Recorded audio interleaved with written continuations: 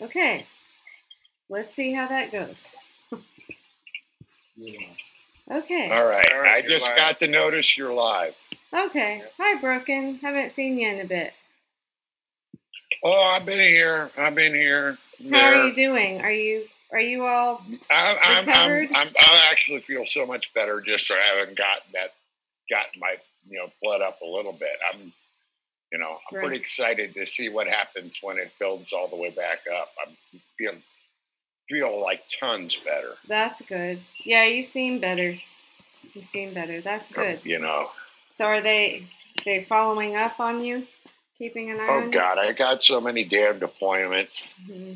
I mean, for a guy that doesn't do anything, I've got so many freaking appointments in my calendar now that it's a pain in the ass. Yeah. I understand. I wonder how Snork is doing better, right? We're just having a health check first to make sure no one keels over on the air. No. Snork, I don't know. He said some good nights from sound wise. He sounded good some nights, and then some nights he sounds like it's a little rough. So I don't know. Yeah. Okay. Oh, good. Okay, looks good, huh? All right. Well, I also sent it to Jamaro. That was really cool getting to meet him in person, but I didn't give him a heads up tonight that I was doing this. So I'll try to tag him in a tweet. That way, it pops up in his notifications. Okay. Cool. And I did. So you got a topic for tonight? Well, I just figured I would talk some about the people's convergence, including the criticism I've caught a little bit of, about, and just to answer any questions if anybody has anything in particular there. I thought, for starters, it was so much better than the People's Summit. And I think the main reason for that... Oh, I should have sent this to Daniel. Well, wait till we got more people here. Okay, sure. This sounds good. So far, I'm really liking to get to hear that detail from somebody who was there, Yeah. I just roughly, I sort of guessed that from the fire I heard from the speakers, Yeah. Now, are we ready to go for me to start tweeting out to everybody? Yeah. That'd be great. Okay, sounds good. Thank you. Show's on, guys. Okay, cool. Let's see.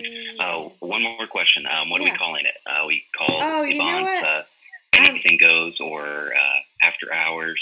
I'm kind of thinking about Speakeasy, even though I know that's Speakeasy, like a drinking place, but why not? Sounds good. That's what I'll start promoting as. Okay, cool. Maybe we just have to have a drink in our hands while we're talking. Yeah, there you go. Well, I didn't even think to check and see if anybody else has used that, but I guess, we'll find out. My great grandma ran a whorehouse in a still. I don't figure Speakeasy is any big step down from anywhere. Okay. Right. Oh my goodness, Eric, yes, okay. So while we're waiting for people to come in, now's a good time to go to live chat and give people moderators wrenches. Yeah. Right. Okay. Got it. Just hang on a second. Let me get Eric in here if he wants to. So there we go. As people are coming in, I guess we'll explain. So Kelly now has her own Ring Central account, and she's hosting OBS by herself to help her husband. Yes. And you. And so we're going to kind of struggle tonight. So at 11, maybe a little bit later, about after 30 minutes from now, I'll start Anything Goes on the Tequila Mockingbird channel. So anyone could get in there, talk about anything. Kelly wants more specific format, and that's good because we need more professionalism, and we're not going to have it with this guy. So, well, I want to explain that. Mainly, I really just want to keep it where it's not as many people. Like, I'm thinking 10 tops, especially if we might actually get some more candidates on. I mean, I think you guys did a great job with as many as you had with that online town hall. But yeah, I just think, you know, I'm also thinking about not having it run till 4 in the morning. So, you know, I mean, I'd rather do, you know, maybe twice a week, like Tuesday, Thursdays, normally 10:30 instead of, you know, we're late now. But, you know, maybe I think 2 would be absolute cutoff, but we'll see how the conversations go. And also, I just want to say I'm not trying to exclude anyone. I'll give the example of the what was called the town hall on Saturday night at the People's Convergence. My take on that is I think Kashama Sawant talked too much, and some people got pretty irate in the audience. I don't know if that was on any of the live streams, if anyone watched that, but like 2 different people got up and kind of started yelling. One in particular was like, "This is not a town hall. You're just doing all the talking." And so I kind of want to get somewhere in the middle there, you know, being reasonable and letting everyone talk. And I'm certainly not, like, I'm not doing this. I'm not going to have probably any night that it's just me talking. It's just not how I want to do things. So I really want it to be a discussion, not me talking to the camera, but I just want to keep it as on topic as we can, and of course goofing around, but just maybe fewer numbers of people at one time. So I'm starting out with the core group we've kind of had since May, I think it was, we started, right? So we'll do that and see how it goes from there. And anybody want to tweet at me and say, hey, you forgot me or something? I'm trying to remember everyone. It's at Kelly's Words, or I guess you can just put it in this live chat or something. So, okay. Hi, Brian. Hey, Kelly. Good to see you. You too. Let's see. And I think James was coming on. So I guess I'll wait a little bit to really get into it. I'm about to tweet it tomorrow for you real quick. Oh, actually, I sent it to him. It went through. Okay, great. Yep, I think it was just Aeolus, which is at... Actually, I don't know if I can direct message him. I'm not sure he follows me. So if anybody can reach Aeolus, I love his analysis on stuff. I think he's great. Garden Gnome also. Hi, Snork. I sent you a question in the Ring Central chat. Okay, gotcha. Welcome back to Land of the Woke, Snork. Hey, Snork. Hey, Broken. Hey, Bram. Oh. Snork, you look like you feel better. Snork and Bram and Fly and everybody that I haven't said hello to yet. Normally I start with my headphones on. Had to scramble for where they even were. You look like you feel better. Like you look peppier. Yeah. 14 hours of sleep will do that to you. Yeah, I did that when I got back. Okay.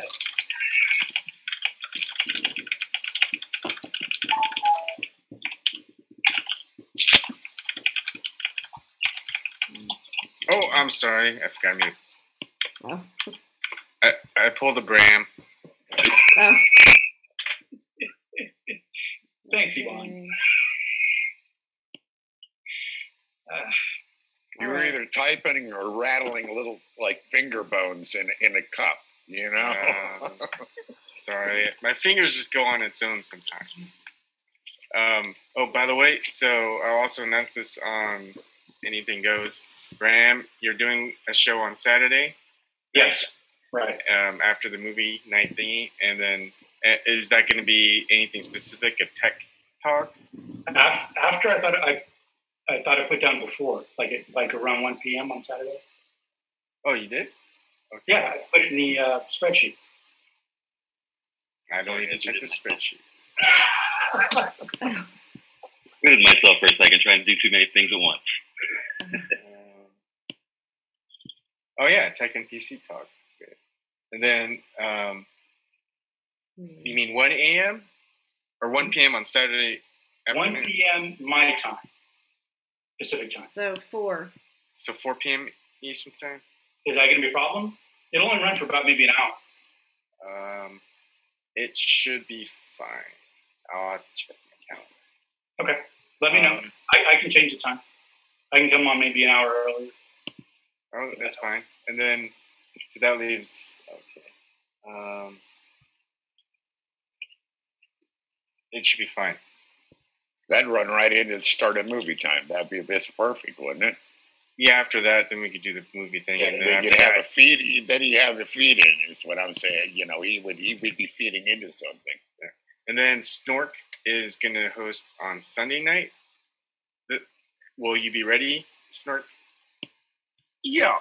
Okay. Will that interfere with anybody else? No. We'll probably do like an app, anything goes after whatnot. So, and Snork is going to be science related. So that'll be Okay. kind of Snork, the science guy? Sounds good to me. I think that'd be really interesting. Yeah. Definitely. I'm going away for a second. Okay. There we go. Hey, Eric, how's it going? Hey, Eric. Hi, Oh, Eric. I noticed that Dave added one after on Sunday. Hi, Eric.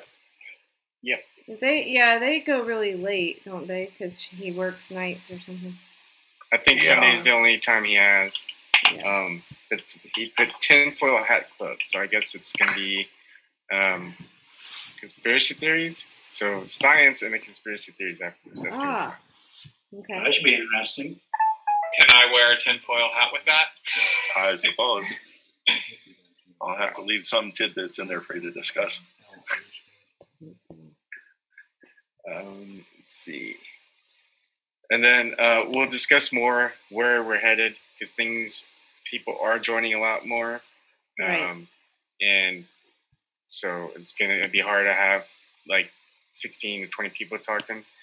So there's going to be another, like Kelly has her own, I have one, maybe someone else get one, or if I end up getting 2, I'm going to need a second ISP so I have more bandwidth for uploads, and that's costly. So we'll have to figure something out about that. And plus, I don't want to have to do 2 at one time. It'd just be a headache. Yeah. So eventually, I want everyone to start branching out, knowing how to do it. If Kelly can do it, any one of you guys can do it. I just wish I had the money. Yeah. Well, I mean, we're that's trying. Go ahead, Kelly. Oh no, I was gonna say we're trying to figure that out. What you and Michael were talking about with Zoom, that it may actually be where we can just do Zoom, which was what, like $12 a month instead of $45 or something, I think. So it may really be. I just did a 2-week or 15-day trial right now on this, and we're gonna see if we can just change it to Zoom. If we don't need all the other phone features, really, then that's a lot more affordable for everybody to do if you want to do your own. Yeah. So. Plus, we're thinking about starting a company to expand out to be a true public media company, nonprofit. So, Well, should we start a Patreon? We'll think about it. We got to figure things out. All right. well, if I ever get like finance everything figured out, and I get a tower of some sort that has enough power and the right kind of clickety clackities on it so that I can do like host. I can do it. It's just at this point my equipment isn't up to doing it. I don't think. I've got like an iPad 2 and a telephone, so I'm and an Xbox. I got an Xbox. If that helps. Xbone. So Michael's just telling me they all give you views, man. Every time we're on, you get 2 views off of me, and I'm on Ring Central too. So Michael's just telling me through your laptop. We're gonna have to upgrade the equipment, I think, a little bit because he says it's really choppy and delays and stuff. Well, you are taking up like most of our network connection right now. Oh, But okay. so anybody else that's on the YouTube side of things, how's it looking? How bad's the lag? Looks great. Looks great. Oh. So are we her video is a little choppy. Yeah. Okay, so we probably need to get it. But it looks okay. It's just choppy is all it is. Okay. And the sound is good. Yeah. All right. Yeah, Thank it you looks for the good on report. this end. You might want to make a few moderators in the chat, though. Oh, duh. Sorry. Yes, I need All to do good. that. Okay. Yvonne, do you have recommendations? Like, who do you normally have? Or do you want to say that out loud? Or that's obvious, isn't it? I just give it to sees people the who are little- on all the Okay. time in live Right. chat, Right. and people who are on all the time at Ring Okay. Central. Yep. Just people I talk to a lot, really. Right. Okay. I don't read the chat much, but if it matters to link to post links, I guess I would, Right. Okay. But I actually don't read it that much. I Right. like get on once and when it starts and once at the end, just to say bye to everybody. Yep. You can be like me and Dave and play Oprah and say, "You get a wrench, and now you get a wrench, and you get a wrench." Oh my gosh. I'm like the Rocky Wrench on Super Mario Brothers 3. So Sunglasses and have a wrench. I But heard especially need a for wrench. fast typers, you get timed out quite a bit whenever you don't have a wrench. I heard you hugged your house. Is that what you said? Yes. I don't blame you. Yeah, no kidding. Okay, is that working? Because I thought I just added a couple of wrenches, but I'm not seeing it on my end. Yes. It works. It won't I got a pop up wrench. until somebody types. I barely just got one. Okay. All right. I'm learning, guys. Sorry if this Why is... would you give me a wrench? I know you'll be on good behavior, Brian. It's going to take Eric weeks to put all this stuff back up. Yeah. I'm almost done with my closet. I had to put away all my clothes. And plus, I still had to reorganize some stuff in the closet. So the live stream is choppy. Mhm. So we might have to do the 30-second delay. Also, yeah, it is. the chat for Ring Central's up. You could probably not show that, but the chat for live chat is good. So you can go and hide the Got Ring it. Central. Yeah. Okay. Chat. I see. Just kind of distract. Yes. Right. Got it. Okay. Also, to reduce the encoding time, try to get the doorway out of the camera view so that as somebody goes through the doorway, anybody that moves on the screen, the less you have less movement that's behind you, the less encoding time it will take and the less choppy it will be. Right. Okay. So, Snork, are you just suggesting that I stay out of the video? Is that what it is? Just don't dance and no twerking. Yeah, nobody wants to see me twerk. I was just sitting here thinking, even with the chop, you can't tell that I'm not moving. I don't know. We got Redneck who's really been trying to get Snork to take off his shirt. Oh my goodness, Stevie, hold on. I need to send her to. Hold on. See, I'm She's glad been you trying forever. Oh my goodness. Snork, you're denying her. I'm sorry. Hang on. How could you tell? It only makes you. Yeah, I was just about to say he's playing hard to get. That's what it's called. I'm pretty started up. I don't really take it off much. So Kelly, Yes. the Convergence Conference. Absolutely. Okay, so I started off with saying I just think it was so much better than the People's Summit. I enjoyed it so much more. And I guess the main two reasons are, number one, it was a lot smaller. I wasn't sure what to expect, but it was great. There weren't a whole ton of people there. And I am hearing feedback here. And also, I mean, as much I know there's criticism about it, I haven't really had time to dig in. Although one morning I just looked and saw that Zach Holler said Draft Bernie blocked him. I haven't even had time to dig into it. I'm not sure I'm going to. But so I know. I mean, I understand the criticisms of the whole. You guys know what I've had to say about Draft Bernie. I think it's kind of time to move on, or move on if he. We'll see what happens later. But anyway, what was good about it was that all the people there, though, that were like doing the workshops, attending the workshops, they were all very much like forget both parties. And that was what was cool about it. That was the whole mood there, was just like, it's time for a third party. I mean, no ifs, ands, or buts. We're done with it. So that, I really liked that a lot. I think that was cool. So I don't know if anybody want to ask questions about it. I don't want to just ramble about it, but yeah. So were there third party people there, like Green Party or Libertarian Party? Yes.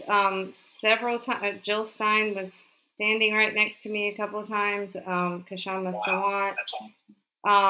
Erikel, I got to talk to her, a couple of times in depth, actually, about the split in independent media and in the progressive movement and what all I've seen lately with that. And I don't want to divulge too much. Maybe we can get some people on to talk about it. I don't really like to say a lot, what someone else said without them here.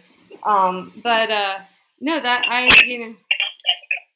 I did my best to not run around going, can I have a selfie, with people, because people are there trying to get work done, and so, I did do that to Jimmy Dore. I just walked up to him and said, I'm going to act like a groupie now, and, got a picture, and then we talked for a minute, and actually, Yvonne, I mentioned, he was kind of like, well, what do you do? And I said, well, I'm a journalist. I haven't written much in a long time. Wrote an article on lead paint and lead poisoning, and currently I'm on this video chat, and I think I was kind of like stuttering. I don't know, but so I wasn't real smooth. But he was really nice, and his wife, the miserable liberal, and Ron Placone, they're all just great, really funny, awesome people. And but anyway, I did mention you, Yvonne, your channel, and said we're just regular people that just go on and talk about stuff in the mainly independent / progressive movement. And yeah, that's it. So. But yeah, and I got the picture with Jamarl, of course. But you just don't want to run around doing that. It seems so, I don't know, TMZ. I didn't want to be like that. So I talked to several people and just didn't really go there with that, So. Sorry, I'll let other people ask questions. I got a lot of questions. Yeah, sure. Oh, and I recorded Victor Tiffany's. I did the live stream for him. He sat with me in the town hall, and he said, will you come back tomorrow and sit here and live stream this for me? And I was like, sure, because I believe in what he's doing with the contracts. I think it still desperately needs a few things added to it. And I told him about that again. So we'll see what happens with that. But yeah, pretty cool. Well, I was excited to hear Kashama speaking, because she's a fantastic organizer, and serious as a heart attack. I mean, she's dead serious about what she's talking about, and she's dead serious about the mission she's on. And I really wanted to run for Senate in Washington, but. Yeah. Besides that, sort of the feel of it did feel a little bit more militant, a little bit more like, we got things to do, and these people ain't doing them. Fuck them. Right. Yeah. To a certain extent. I haven't got to watch like a lot of the things yet. I just bits and pieces here and there. Mm-hmm. But I mean, everybody seemed that way. I just wanted to get like whether that was the same. It sounds like that was the same from your perspective. Oh yeah, for sure. And what I said before about Kashama Sawant, talking a little too long. That was kind of towards the third part of kind of near the end of the town hall. I mean, no doubt she's a great speaker and has a lot of great points. There was a point where she kind of was taking, I mean, it should have been a little bit more interactive, and some people got pissed off in the audience.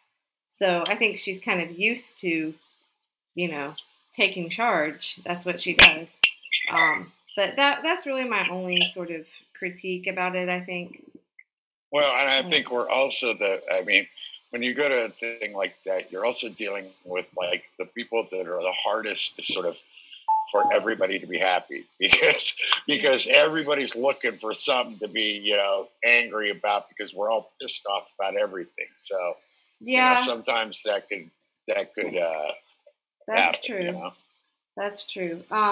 Actually, I just thought of something. So there's a guy that wound up on one of the panels because Arakel, I guess is how you pronounce it, of the People's Independent Party. I think he just I don't think he was planned to be on the panel. I'm not sure. But anyway, he ended up on a panel. He really impressed people. It turns out he lives in North Carolina and needed a ride home. So he ended up riding back here with me. And man, he has some good stuff to say. People need to listen to him. So I just remembered I have his number. So I think I don't know if he would come on now, but I'll tell him. I'll just get him on another time maybe, but anyway, that was what was cool about this because it was small enough that you didn't have to just be a spectator. You could mingle and ask questions of people, that are, political stars, I guess you would say. So anyway, okay. Any more? Who else wants to? One quick one. So I take it Bernie hasn't been drafted. So is Draft Bernie officially ended? Or did Nick Brana say anything about when that's going to end? I'm sure people donated money to it, right? And that's held in like some type of escrow? Yeah, they presented a check, and I'm not sure about that. I know the person to ask and find out some more information. Daniel, who lives here, but he was the North Carolina state rep, and then he moved to a national sort of spot, and he stayed pretty late talking with Nick Brana. So, I can find that out. They were definitely already talking about, okay, it's time to drop the Bernie part, which, in my opinion, should have been done before. But it's an interesting thing. It's hard when you see all the hard work they've done, it's hard to criticize, what they've tried to do. I personally think, I know, James, I personally think it's way past time to have moved on beyond Bernie. And I think that,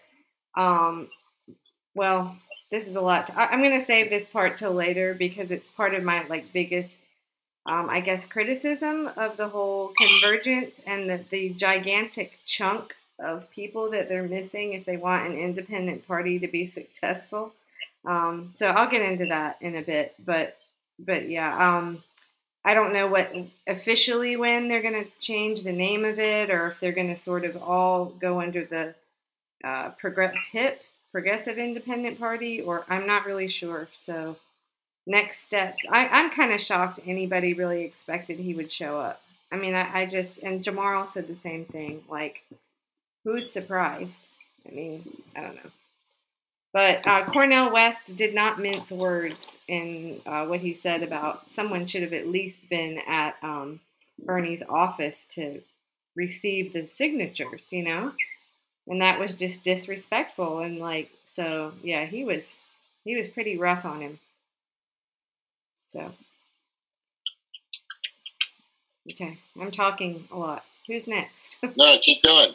Well, I saw your buddy, I'm just going to call him your buddy, in the elevator, James. Actually, I saw him the first night talking to Victor Tiffany, and then I saw him in the elevator as I was racing to go. I promised Victor I would record, and then he's like, "You're not coming to my conference?" But they were at the same time, so I couldn't do both.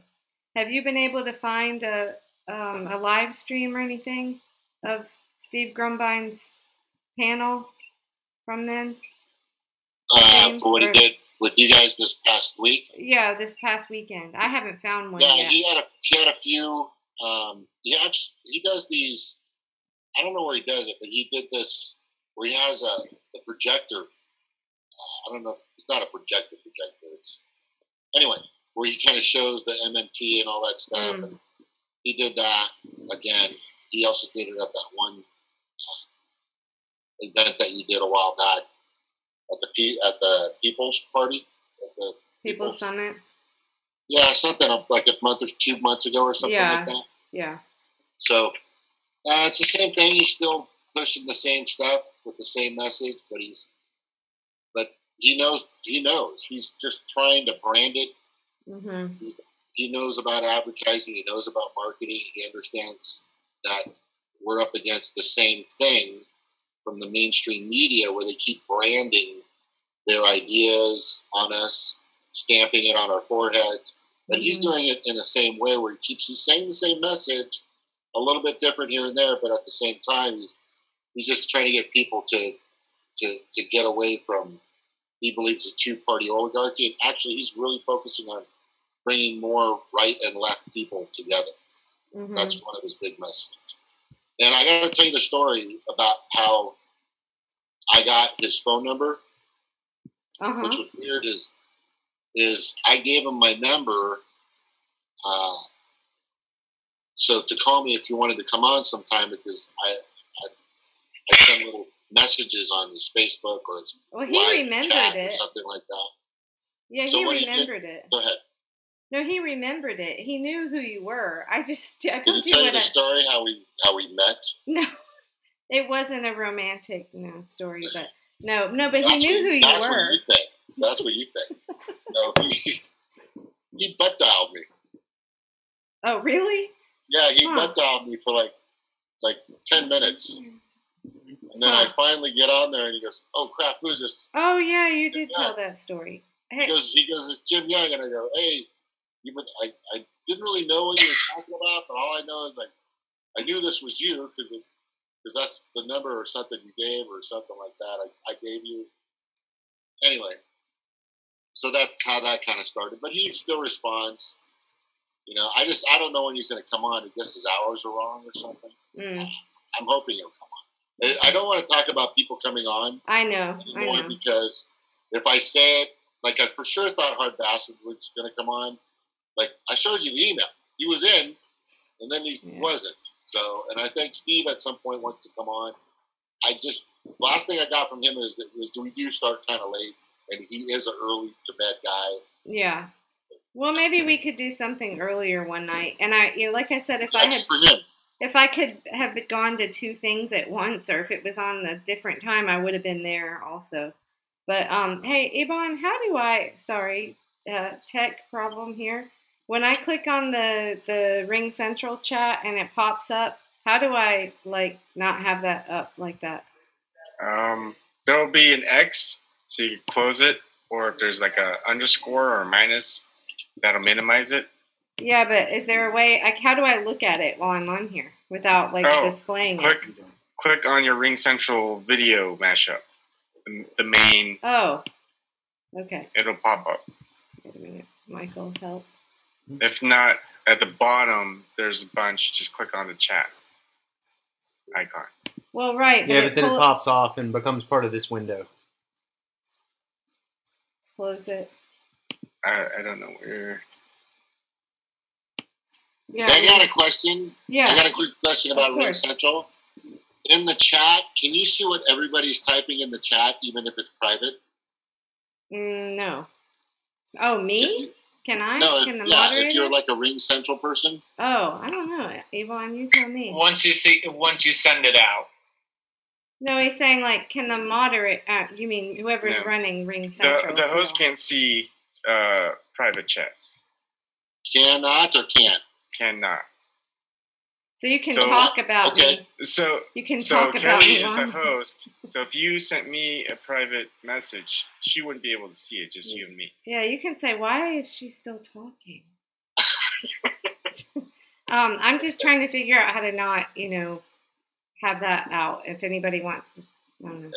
Because I know we send chats to each other about certain things. Come on, we've all done it. I think it's better if James doesn't know the truth behind this right now. Yes. Better to wonder. All right, so in 5 minutes. Ignorance is bliss when it comes to James. Okay, well, if we're So in gonna 5 minutes, I'm gonna leave to host the Anything Goes on the Tequila Mockingbird channel. Okay, so I guess I'm gonna do I'll say my, if you guys don't mind, and then I'll keep taking questions about it. But I want to say this since you're gonna switch over. So the panel, well, I went to the Election Justice USA guys were in one panel. That was really cool. And to hear them talk about, our voting machines, and the one guy, he was one of the co-founders of Election Justice USA, that did the report on the primary being, stolen.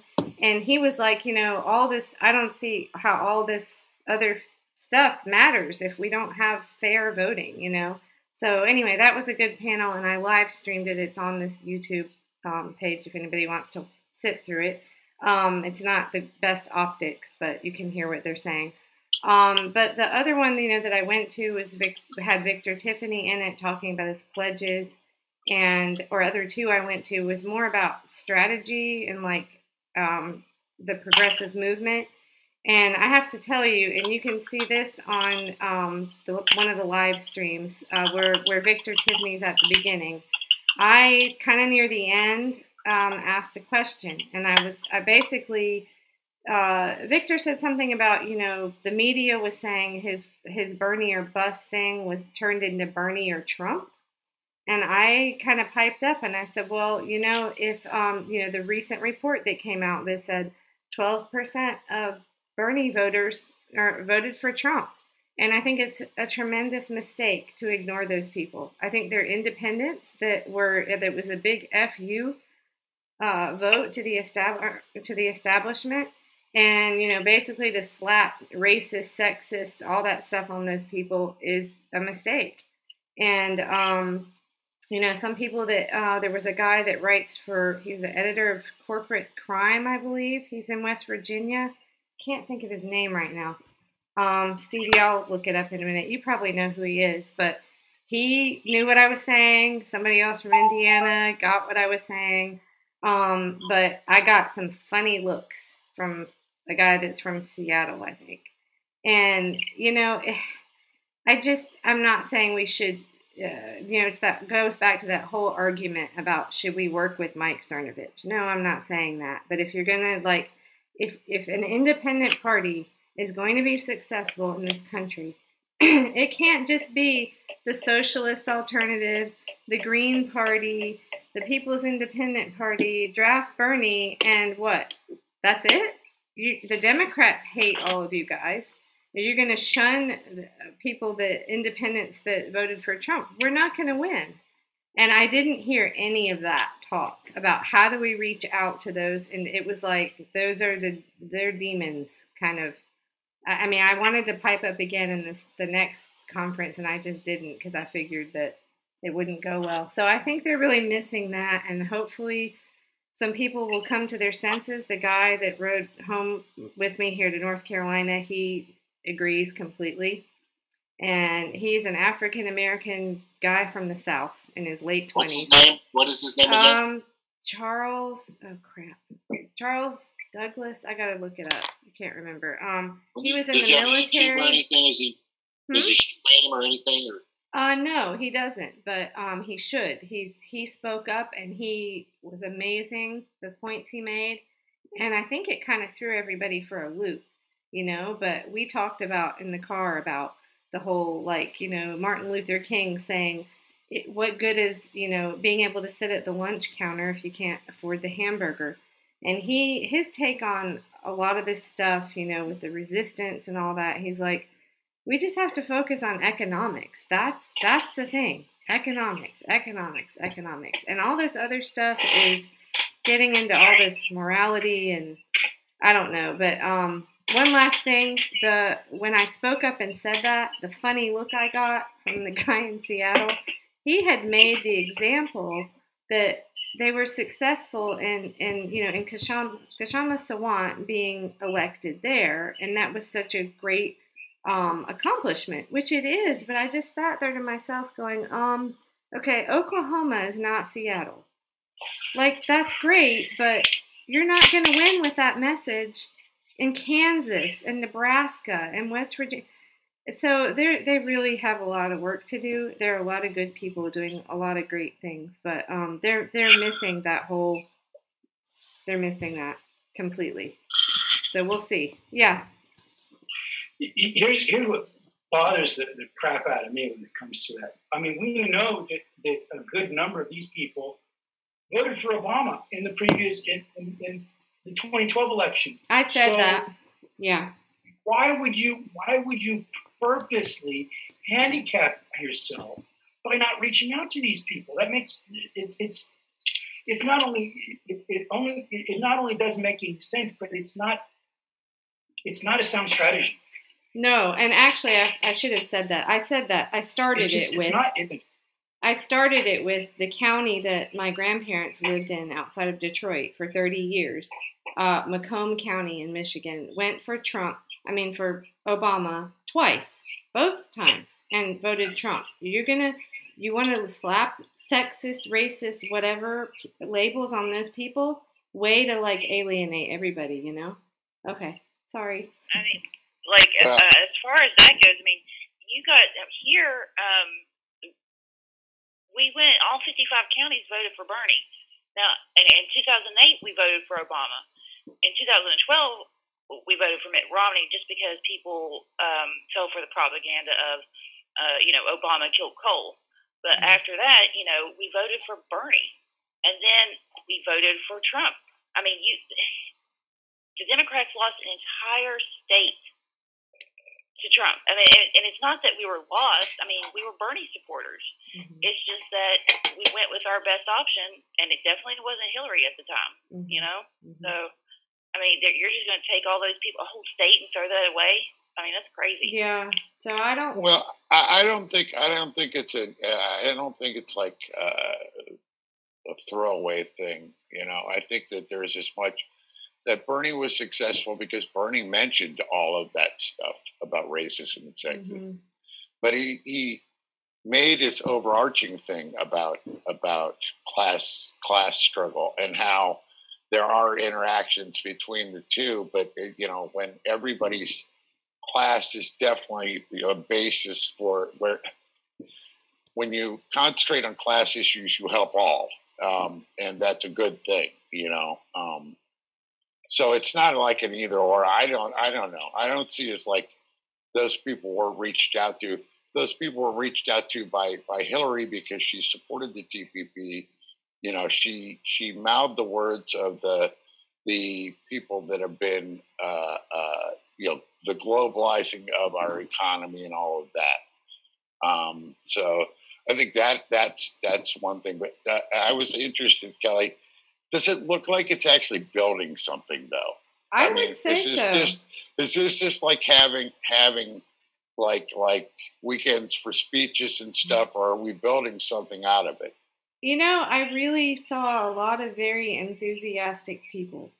I think this whether it's successful, I think depends on part of what I was just saying with this strategy. It's got to include more of the population. But I don't think it was just everybody there to just pat each other on the back. And no, there were a lot of good people planning lots of, different efforts in all different areas. So, I mean, it's just getting started. So, but I have to say, too, I hate to be so hard on Kshama Sawant, but this really struck me, too, and it's along the same lines. I feel like, based on what she was saying, to her, anybody that voted Trump, including that 12% that supported Sanders, they are the Nazis. Okay, because what she said, and I don't have a quote, I have it live streamed, but was like, we have to be not just defensive, we have to be offensive against these people. And I felt like I was at a resistance march, and I was just kind of like, whoa. No, how about you realize that's actually not the majority of the party? Yes, they're there, and we should absolutely stand up to those people that way and say, no, that's not acceptable. We condone any of that. But I don't know, it was just her rhetoric on that. And then, but then she was like, And we need to not be so hard on the Democrats. And I'm paraphrasing. But, I'm thinking to myself, okay, a lot of us, I voted Green and Democrat. I've never voted Republican, but I have a lot of anger towards the Democrats right now. I mean, I don't see myself ever voting Republican, but I have a lot of anger towards the Democrats because to me, and I think a lot of people, they stole us having Bernie as president from us. And so a lot of people are pissed off and nothing's changing in the Democratic Party. So, I mean, maybe she meant individual people that are still supporting the Democrats, like don't be so hard on them, but it was like, but be really offensive towards every, even the independents that had a protest vote that was not Hillary. So that's my take on that. Yeah, I don't know, with Kashama, I mean, I really love all the stuff that she's done. Yes. I find it hard to believe that she meant anything, but the best.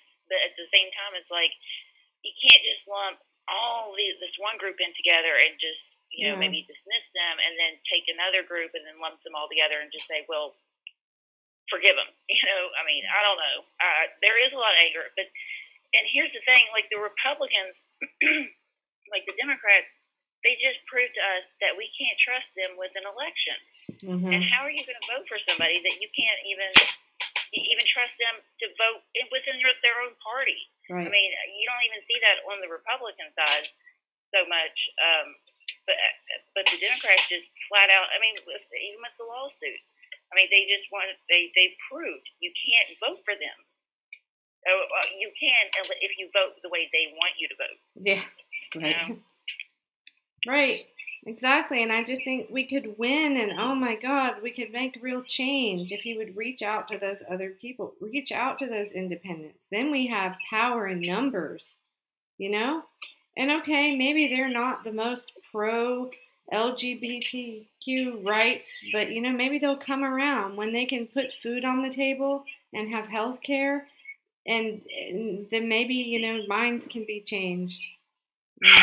When they have the opportunity to look at things without a cloud and a fog of just being able to scrape meals onto the table, you know what I'm saying?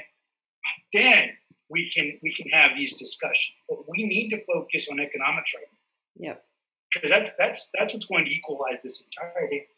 We can't be worried about these other ideological issues until we stabilize the economic situation, because that's going to change the whole thing. Well, I think, on the flip side of that, I keep telling Victor Tiffany he's really got to put something in his platform or his pledge, about police reform. And he talked to Nico House about that and he agreed, and he was, it's kind of a weird video. You can watch it, but where he asked Nico about that, and you can tell Nico was like, yeah, you need to put that in there.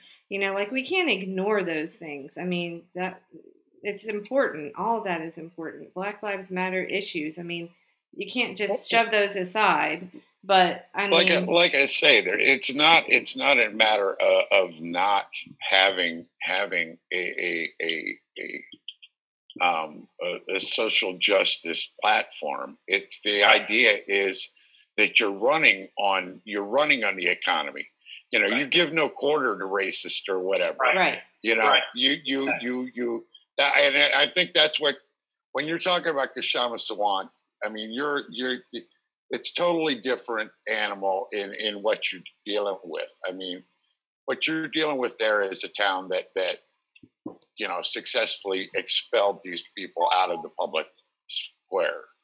Mm-hmm. And they're not going to go through letting them have it back, So, I mean, there are a lot of places in the Northwest, Northern California where it's a hard issue with a lot of people. So, as far as that's considered, I think she's talking more of the actual, honest to God, card-carrying members of the Proud Boys and things like that, as far as facing up to these people. And the Bernie voters, I don't know, the Trump voters, I don't know. I mean, you could take there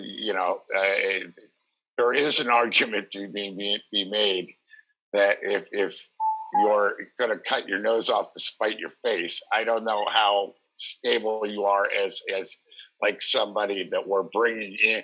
Not that we aren't reaching out to them, but it's not like we're looking for organizational things with them, I guess is the thing. I mean, I think the appeal is you appeal by having issues that speak to people, and the issues that speak to people, and it just definitely have to be taken care of because it affects everybody, is economic issues. You know, and economic issues includes equal pay for women. You know, it doesn't matter to me that my wife's a woman and goes to work. I want her to be paid the same as a man because it helps both of us. You know, if a man needs a greedy reason to agree with equal pay, there's your greedy reason. You know, if you got a wife or a girlfriend, it sure helps if they get paid, you know, the same as you would get paid to do the same job, you know?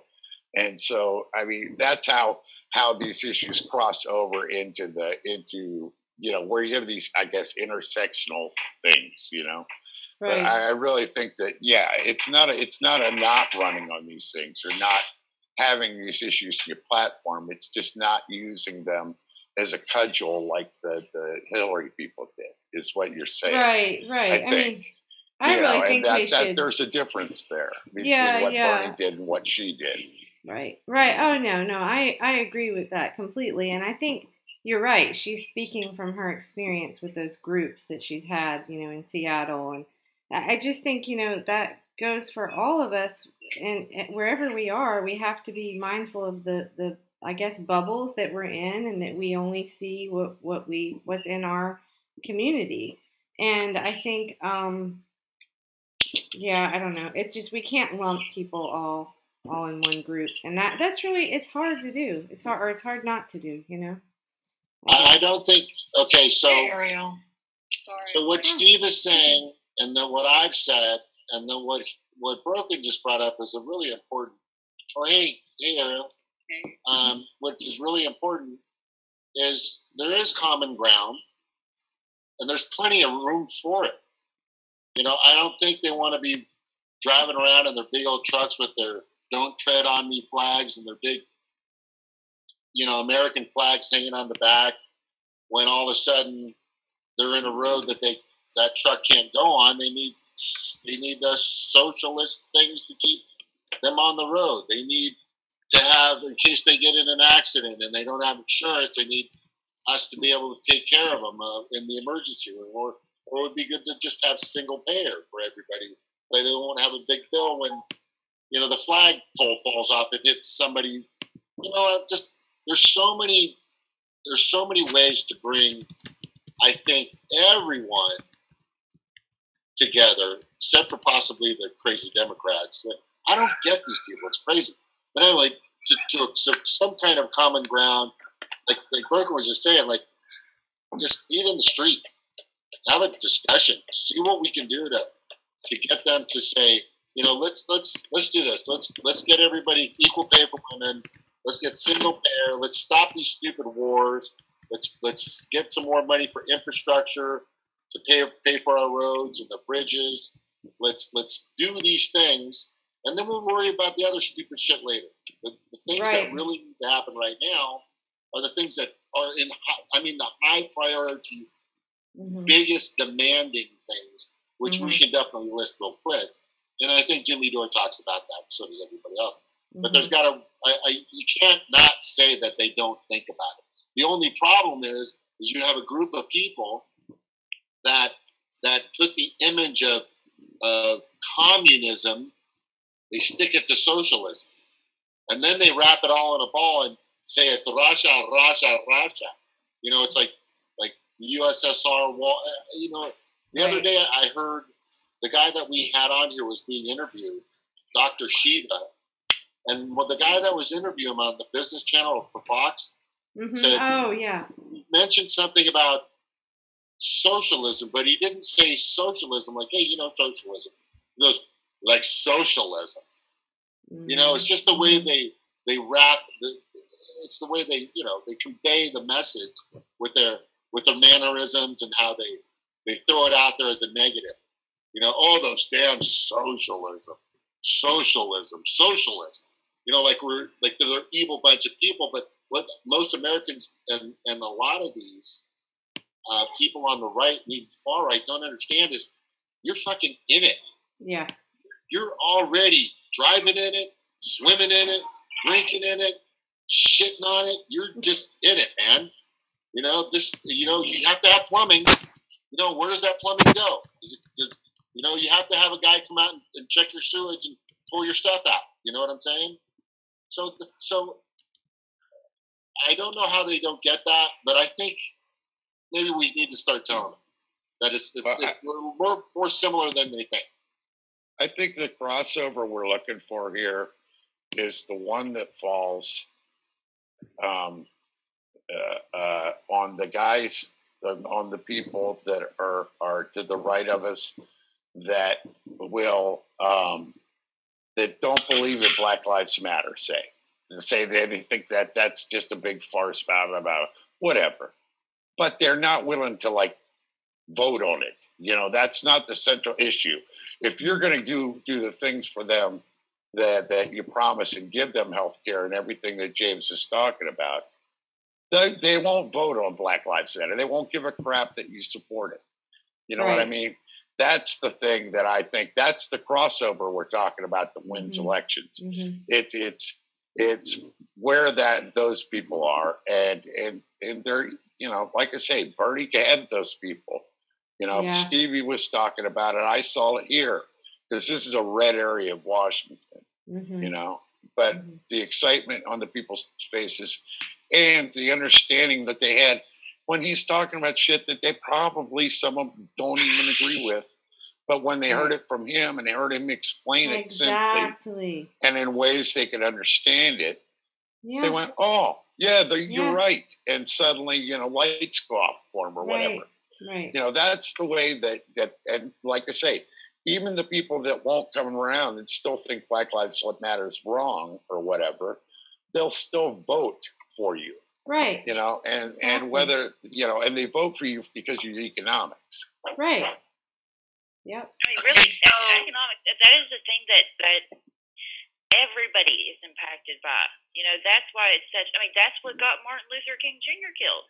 Because, you know, he went from race onto economics. And that's, I mean, they wouldn't have killed him if that wasn't important, if that wasn't actually a threat to the power and the establishment, you know? So, that's why that's why I try to learn about it and try to focus on it, because no matter who you are, you gotta have money here in America. So, you know. Okay, so I have a couple questions. So, if you start a new party, are you going to have a limited platform that doesn't touch on anything except a few issues? And what happens when people ask about issues that are important to them that are outside of that, and then they don't want to support it because either you're not supporting it or because the candidates they're running don't support it? And again, are you going to be bringing in candidates who say they support single payer, but they're, you know, against against civil rights, against equal rights for gays, against whatever other issues, and then people who those issues are important to won't support no matter what else they support if that's an important issue to them.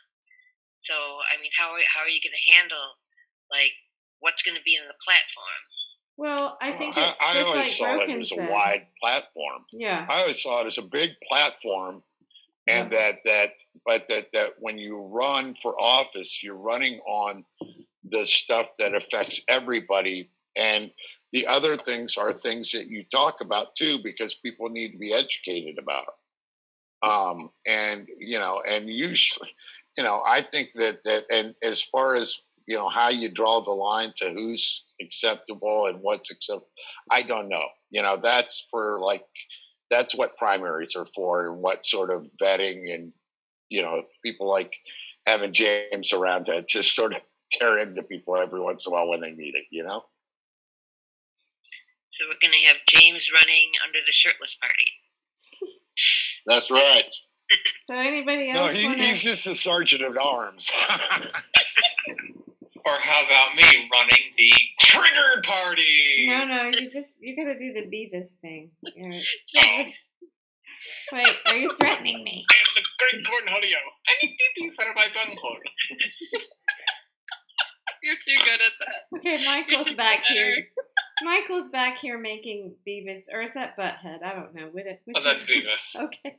I think James is embracing his right to bear arms and shoulders. Second Amendment right. Don't make me bare my ear belly. That's all I have to say about that. So, hey, Snork, you're in Iowa. So what's your take on any of this? What do you think? I guess just got back from a Democratic Party meeting for this county, and I'm a little bit concerned that the upper level does not understand yet what the fallout from the last election is. Oh, God. And our upper level was very heavy into tilt anything they can to make sure that Hillary won the Iowa caucuses. And even with that extreme fight, Bernie still almost won. And without the cheating in Des Moines, he would have won. I don't think there was actually any cheating here in this town, but it was 4-vote difference. So 4 in this county. Wow. So that is pretty close. And, when it shows that, precinct by precinct win, doesn't really show how close the precincts that were lost were. And, but the upper level party still is like in complete denial that that it needs to be ignored. I mean, they think it needs to be ignored. Move on. I even hit some candidates tonight that our candidates need to stop with the frivolous commercials and start getting down to what they would do to use the power of the office, be unique and creative to solve the problems of Iowa, rather than telling us about their hobbies and things like that. The commercials need to get serious as to show us what can be done, or Iowans will just go ahead and pick our governor, who just took over after Governor Branstad was appointed ambassador. And immediately after that, her assistant was arrested for urinating on the building and public intoxication. The governor has been arrested for DUI. And I still think that it won't matter, and she'll get reelected if we keep up what's going on. So those are their hobbies? Being on buildings? Running against them, we have a Democrat who does marathons several times a month. And that's his ads, showing him, I'm going to be running another marathon.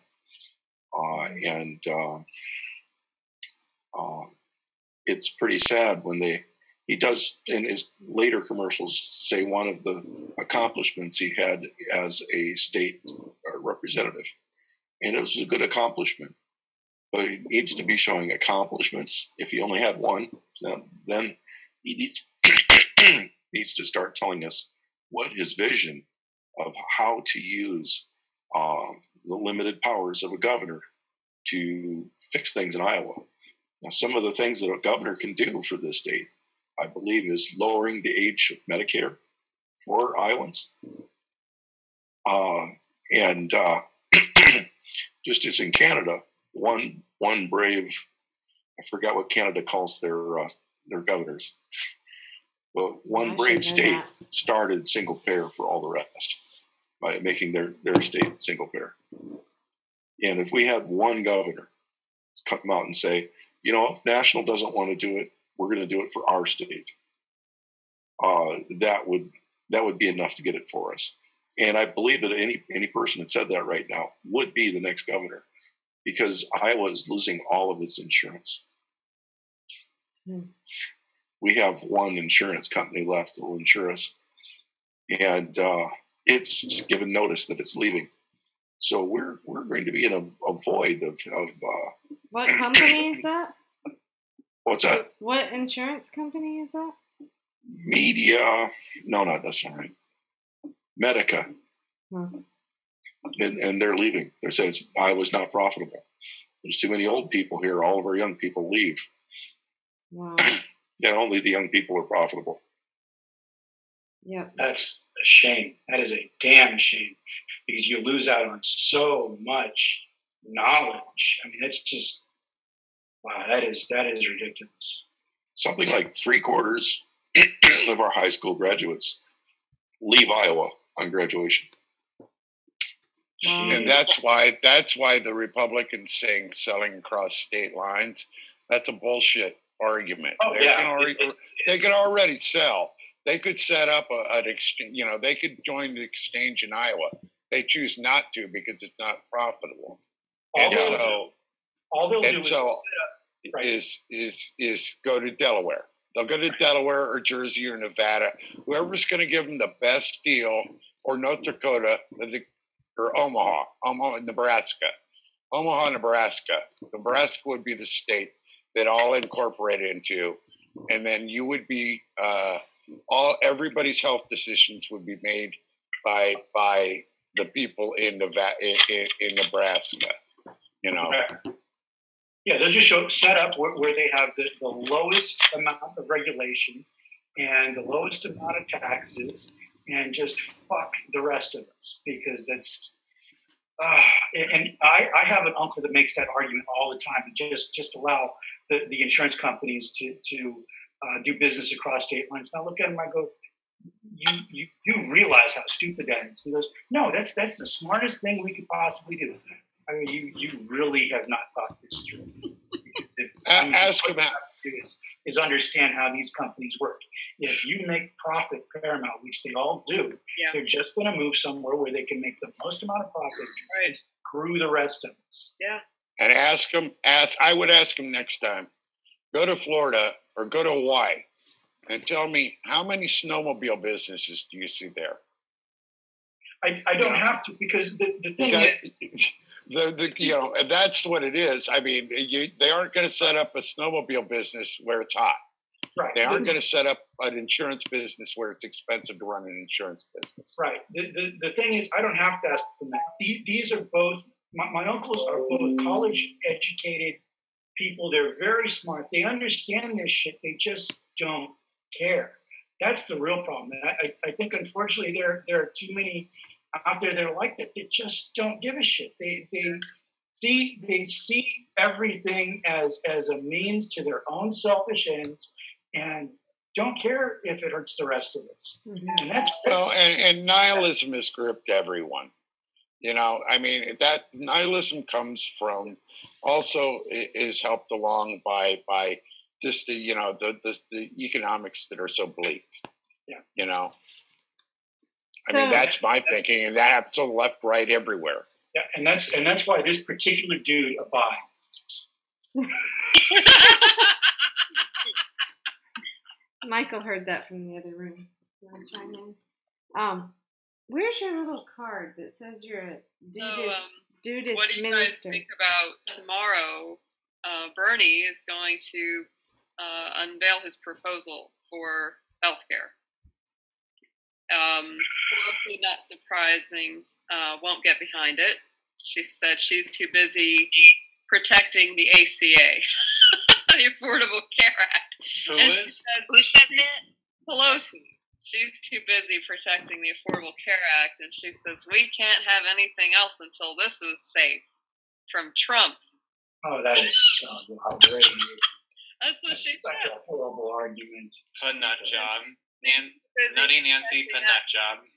Has anyone seen any polls yet to how Stephen Jaffe's doing? I have not. No, I haven't, unfortunately. I've been following him and I've been looking, but I have not seen any. I would not be surprised if there just aren't going to be any, because they don't really want to know. They want people to know. Yeah, exactly. I think that's basically it, Smart. Oh no, he's wearing his sweater. Yeah, I was just gonna say that nihilism has to be exhausting, man. Carpenter, Kelly's husband is wearing the dude sweater. Look at this. I love that. It is a fucking cool Cheers. sweater, bro. Oh my It's so word. cool. It was a You could have went shirtless underneath that sweater, by the way. Pendleton sweater. It's like a real thing. Yeah. James, be careful what you ask for. Okay. Talk about it.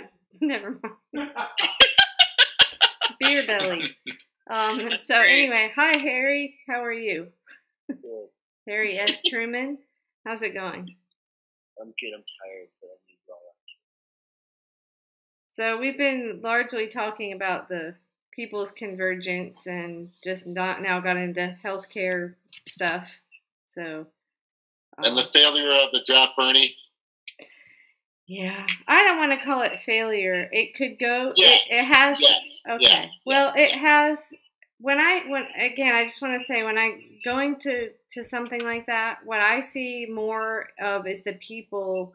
I don't want to say the little people, but the people in all the panels and the people in the room that are actually going back out into the community and doing the work. You know, I mean, that to me, there was a lot of energy in that. So even if the whole thing needs some revamping, I don't know. We'll see. It depends on what they do. If they dig their heels in and say, we're just going to be this little, okay, it's great. They're going to finally bring together the fractured left, but that's still not enough. That's not enough percentage of the population to do anything. So we'll see what happens. What is their tax status? Do they have an organization tax? You know what? I should have these answers, but I don't. I was so like in the moment of all the different workshops and everything. But I will look into that. Actually, I can probably find out directly from Daniel DeCedar, who lives here, and he's now with the campaign. But I don't know. I mean, they were talking about renaming it, you know, and People's Party. That really sounds like, you know, communist China. So that might not be the best idea. I just said, why not Independent Party? Independent. So you don't have to rebrand anything. What, like 40 to 50? What is the number now? It was 43% of the U.S. is independent. Y'all have been talking about really serious stuff. I've been listening to the special for the past 45 minutes. To what? The specials. Oh. Oh, okay. Well, do you have anything new you want to talk about, or?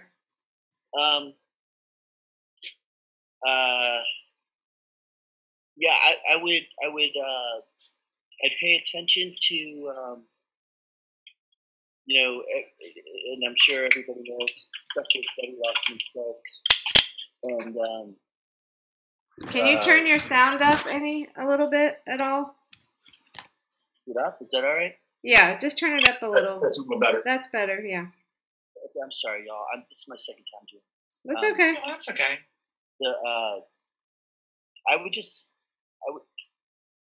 would look at. I wouldn't be surprised to see Israel intelligence having something to do with the Iran brothers and kind of some of the stuff going on with Debbie Wasserman Schultz. And yeah, I just throw it out there. I would just pay attention to that. I'd pay attention to a prominent whistleblower attorney who may go down soon. I would pay attention to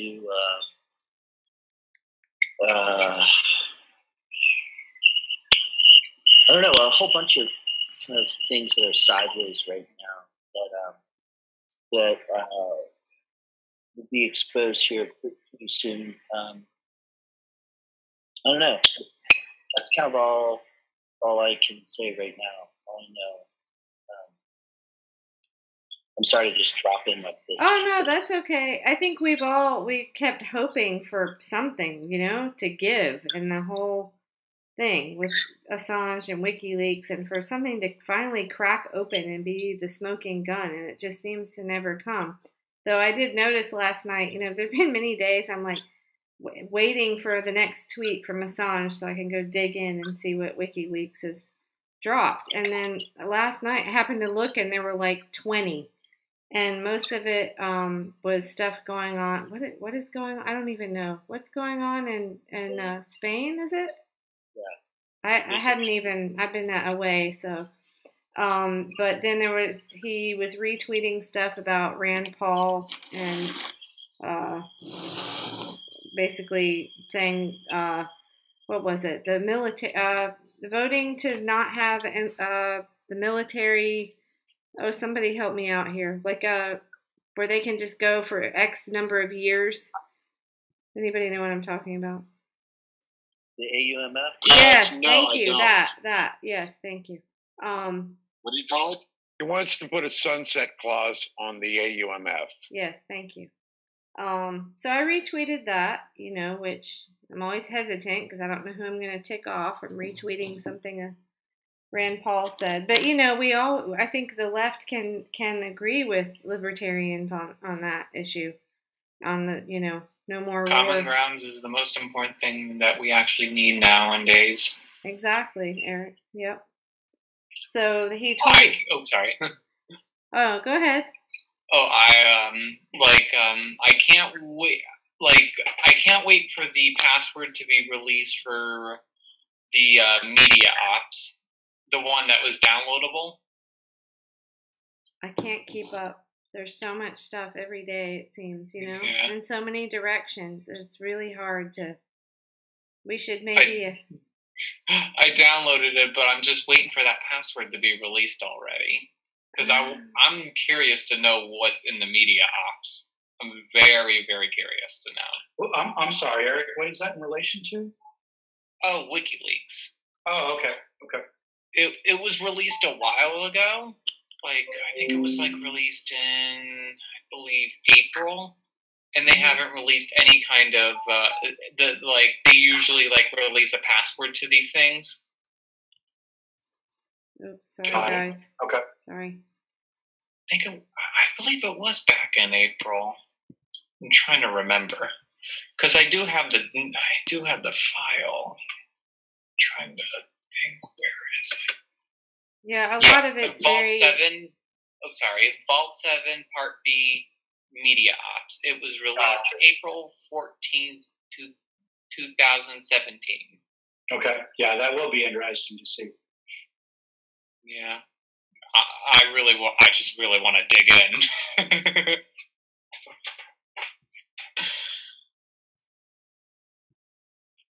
Anybody following the okay, so we'll go back to the topic, but something that bothered me today was, and I work with a lender, is that recently, and I've been kind of following this, is that Equifax released or got hacked 143 million personal file information on all these people. In other words, they got hacked or there was a breach of security. They call it hack, but who knows, it could have been a freaking Seth Rich situation where he just plugged in his thumb drive and stuck it in his back pocket. But the thing is the people that found this out 2 days later, okay, you got to hear this is good. 2 days later, they find out 2 days later, some of the CEOs sell stock. They freaking sell stock. No, and then they release the information about 28 days later. Yes, days later. I heard about all this. What a fucking move, right? Yeah. It's almost like it was intentionally done. And make a few bucks. Major. And this is Equifax. These are the people we report we get our FICO scores from. It's Experian. That is a major FCC violation. Oh, major. If nothing happens to these guys, if nothing happens to these guys, then it's just another fucking 2008 bank fraud situation. And it reminds me, just to remind you guys that I still have, and I got to show you this because it's important, is I still keep waiting for freaking people to jump inside of this class action lawsuit that I'm trying to I'm trying to get going, but for some reason nobody's getting it. And I'm going to put it up in a second. It's on my Facebook. It's not copyright stuff, blah, blah, blah. But what this is it's Sue the Banks, and I've had it since 2010 or 11. And I've got only freaking 83 people on this. And what this says is that we're not, you know how Iceland took their bankers down? Yep. And everybody in Iceland that got screwed is getting reparations. They're getting a settlement. They're getting something. Yeah, Iceland but also. Here, that didn't happen to us. So what I'm saying is there's a, what is the 10-day clause broken? It's the, okay, it's going to come to me. But you know, they got 10 years to file a suit. And then after that doesn't mean shit. Oh, yeah. Statute of limitation? Statute of limitation. Statutes of limitation. Anyway, so the thing is I created this site a while back. Mm-hmm. So you still have these fucking assholes, these banks, they're doing all this shit. Nobody's doing anything. October is going to be that time where we can't do anything against these people. And my company that I was working for, a lender, had 1,200 people that were working there. And because of Moody's and all these rating companies that said all these loans and the process is fine, go ahead, you know, and then later on they insure on their losses. Everybody makes them a bunch of money. They fucking bail them out with $300 trillion. And then, but people lost their homes. They lost, marriages were lost. Lives were, people were jumping out of fucking buildings because they lost so much. And then you have this company called Equifax, you know, who's supposed to be for us and with us, doing almost something similar to what just happened. They bet against their own process. You see what I'm saying? Which is just so fucking, it's just triggered, man. It's a total, it triggers me. But it's just sad that it's happening. It's sad that it's happening. We're allowed to happen. Hopefully these guys will go to jail. We're probably not going to see that because they're connected to the banks. Oh, it's still packed up. But I'm just saying, this lawsuit, if I don't have a lawyer, I was going to ask the Becks to come trying to jump on this one, but this is a big, I mean, going after the DNC is one thing, but going after these banks, that's like Mecha Godzilla. You know what I mean? Yes.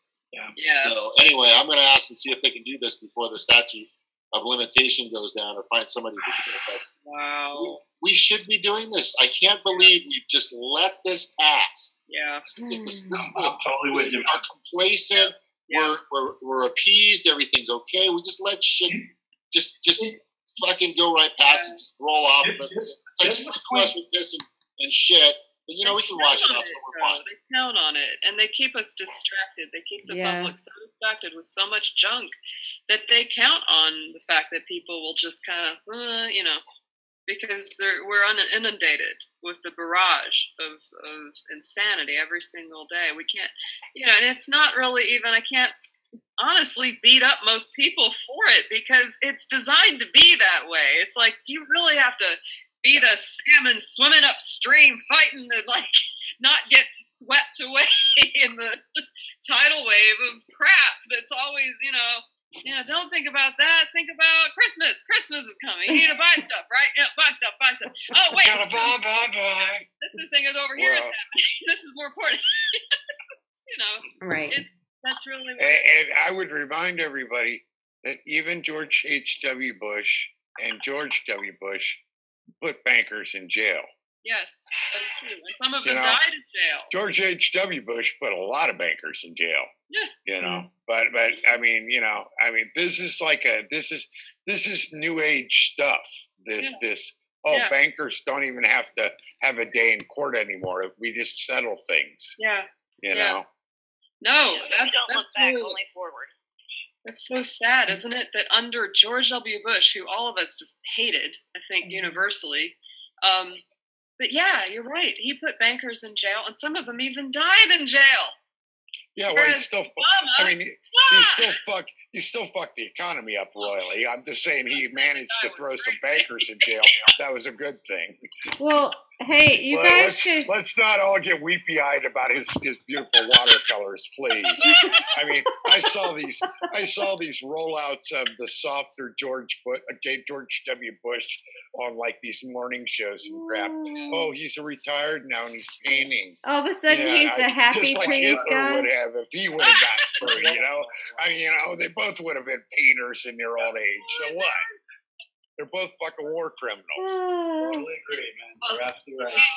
Did you hear that Equifax, after this happened, was trying to charge people to have credit protection? Oh, yeah. What? Oh, wow. Yes. They backtracked on it now, but they were trying to charge people for it. Because see, what a lot of people don't know is that Equifax and a lot of these other companies that give out credit scores, they are tied into and have interests with the companies that monitor your credit score. Hey, isn't that kind of fucked up?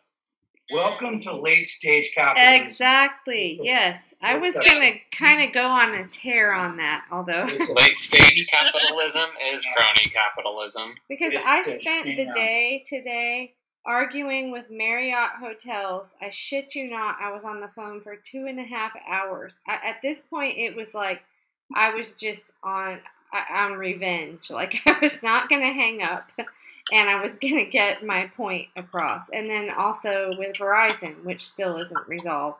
But so we are expected as consumers in this late stage capitalism to spend all of our free time. Can we charge them for our time per hour that we have to spend, whether it's the health insurance company, fucking Verizon Wireless, or the whatever, the hotel you stayed in, a problem with the charges, whatever. Oh, I had a double charge from this vital check to get my birth certificate so I can get my proof of Canadian citizenship. And they're just double charging. I think that, do they just hope I won't notice? Probably, I don't know. Yeah, but, you know, they do hope that. what I noticed was, I don't know, 25 years ago when I worked retail and waiting tables, you know, it was like the customer's right. You know, the customer's always right kind of mentality, which was really annoying because some people were just rude and they weren't right. But that was how you treated customers. Now it's like, oh, I'm going to cuss too much here. But, you know, we don't matter as consumers. It's your own channel. You can do whatever you want. It's your own channel. So, you know, it's like they know that so what if I don't stay at a Marriott hotel? It's probably all owned by the same thing anyway. So, you know, I mean, they know, and they have no incentive to make a customer happy. They're just like, fuck you, go away. And we pass the buck, hang up the phone, move on to the next person, you know?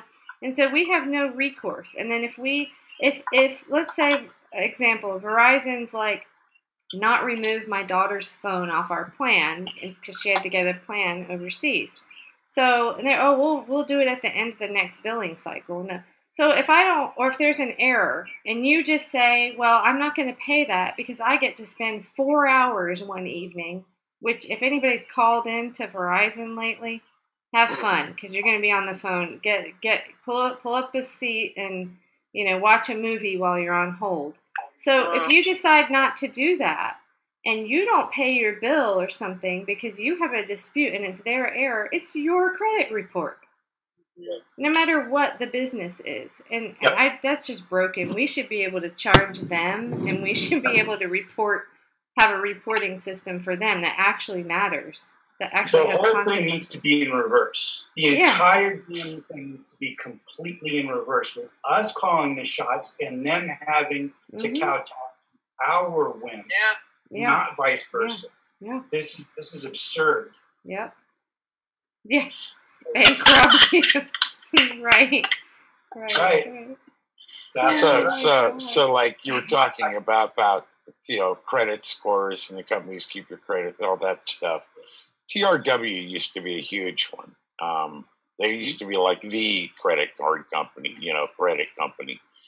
And lo and behold, like if you read the book Falcon and the Snowman or see the movie, the same title. Christopher Boyce works in it's basically like they're in a room full of telexes and they make sure that the telexes get passed on to the right people, you know, because it's all this secret information. It has to flow, you know, like they can't have a Pearl Harbor kind of thing because they didn't know. And so they basically sit and make sure that stuff moves on. And he was stealing. Christopher Boyce was stealing, and he had his partner, the Snowman, was his drug addict friend that sold the information into the Russians. To put it out in public. But the TRW was the company that he worked at. He worked in a room in TRW. What's the name of this the again? NSA and the CIA has probably always been heavily involved in credit scores in every aspect of your credit because it's a very important sort of pinpoint on who you are. Oh, I was going to do a little funny bit. The Verizon holding on and waiting on the phone. Oh, Yeah. For example.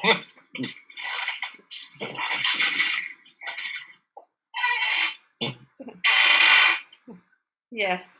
Grab a 6-pack or something, because it's going to be a long night. Whoa! What the hell was that? That was weird. That was cool. That was like space. Echo. Don't want to know your name, 'cause you don't look Eric, it's the way you did. Who's this turned up? Yeah, who has your YouTube feed on? I don't know. Huh? But think about that whole credit system. Okay, so if you don't, let's say you do everything right, you're really responsible, but you just get sick. So your credit score's in the toilet. It's 500 and something because you've had a medical emergency and you've got medical bills. So then you need a car and you get to pay 19% interest on a car loan. It's designed to fuck people over. It's a scam, is what it is. I don't even have a credit card. The entire credit system is a scam. Yeah, it I is. used to work with the lender. Sorry, Graham, go ahead. No, I'm done. Go ahead, man. I'm back working with a lender doing the same thing I did before, but things have changed in regards to credit. You could actually buy a lot of things 10, 15, whatever years ago with a 580 score. Now you won't. If you do get something, you're going to have to put a lot of money down, and you're definitely going to have an interest rate about 20%, close to or even higher. Subprime back then they were taking back before the crash, just a few years before the crash. We were actually telling F&I or finance guys in these car dealerships to go out and get somebody. This was everywhere. We get $120 million a month in loans. So we used to tell these F&I guys to find, after you sell the car, you buy the car, you go talk to the F&I guy who tries to sell you like extra coverage and warranty package. Okay, anyway. So that guy in the back, the F&I guy, he's trying to get you to buy more stuff, but at the same time, he's also, I lost my track of thought. Okay, no. The F&I guy, this is what happens. So what happens is they get you, we were asking them to go out and literally look for people in shopping carts. We were doing that. I know. Broken is shaking his head yes, because this was really happening. They were bundling car loans too. Yes, exactly. So that's what was happening. But what happened is because money was just being thrown at us. It was just being thrown at us. It was almost like they knew it was going to crash. Almost like they knew this was just going to just blow up in their faces, but we didn't care because we were making tons of money. I mean, I can't tell you the parties we used to have at freaking Dave & Buster's and TJF Fridays, Black Card Fridays, we call them, where we'd spend like $20,000 to $30,000 for like 80 people on cocktails and food all day long. It was nuts. I'd have the card every once in a while. It was nuts. Jim, do me a favor, take the card and go start everybody up over at Dave & Buster's. Okay, bro. I'm gone, It reminds me of the warranties that people try to sell you on cell phones and all sorts of things. And it's one of the biggest generators of revenue that they will never have to deal with it, because most people will either lose the warranty, they don't care about the warranty, whatever, or the thing breaks outside the warranty and it's rendered useless anyway. The other thing that's a really big generator of income that's basically free money is gift cards. Gift cards. Yep. That's funny. I was going to say the same thing. You're paying the company the money, and if they never use it, they just keep the money. Yeah. And most of the time, that's what happens. That is usually what happens. That is correct. There's so many ways out there that these banks are making so much fucking money. Yeah. There's just and insurance companies. Yeah. And it's almost like it's these, and then the middlemen and the middlemen, the other middlemen to the middlemen are making a lot of money. Yeah. I buy third party warranties for certain things, and they've come in handy because I've had things that have, broken down or gone bad just before before the warranty runs out. Even if it starts just having problems, then I go to the warranty company. But I don't buy from like the store. Their things, I go to a third party company, and I've never had a problem collecting on them either. Yeah, they're not super expensive or anything. The ones you get like it right from the stores are usually like outrageously high. Yeah. Yes. The extended warranties and that. So today I talked with a friend who was stressing out because of medical bills, dental bills, all those wonderful things. And so I just said to him, I said, look, it's going to be okay. Because he said, I've been paying them all year, and now they've sent my stuff to a collection agency. And I said, don't worry about it. Don't pay them. Don't give them any of your money. I said, because I've been through this before. I said, what they will do, whether you have insurance or not, this happened to me early last year when I still hadn't. And I went to an ear, nose, throat doctor. I paid the copay. And then at the time that I was leaving the office, they tried to get me to pay them $300 up front. Oh my God. And I told him, I said, well, aren't you supposed to disclose any costs before you do the service? And she said, we don't have to do that. Blah, blah, blah. It was very nasty, too. You could tell she was a human resources person at some point in her life. that thing. Treating people what I would say, though? Oh, sorry. I would just send them to, your governor, senator, or, to the White House and be like, you know what? It's your problem now. Pay for my problem. I was like, you know what? You're the one that pollutes. So anyway, I said, she said, well, I can't let you leave until you pay this. I said, well, what, do you have a debtor's prison that you're going to lock me up and hold me till I leave? She said, no. I said, well, then bye. I said, I'm going to leave now, and I'll call my insurer, and I'll see if they'll pick it up. See ya. Right. The other funny part is the guy literally was a near nose throat guy. Looked up my nose for about 10 minutes, and he wants $300 for that. They called it a procedure. Them putting a light bulb, a little bitty light bulb up my nose, that was a procedure. She said, oh, but it was a procedure. It wasn't just a normal visit. I said, they didn't knock me out. I wasn't given stitches. Nothing was bleeding.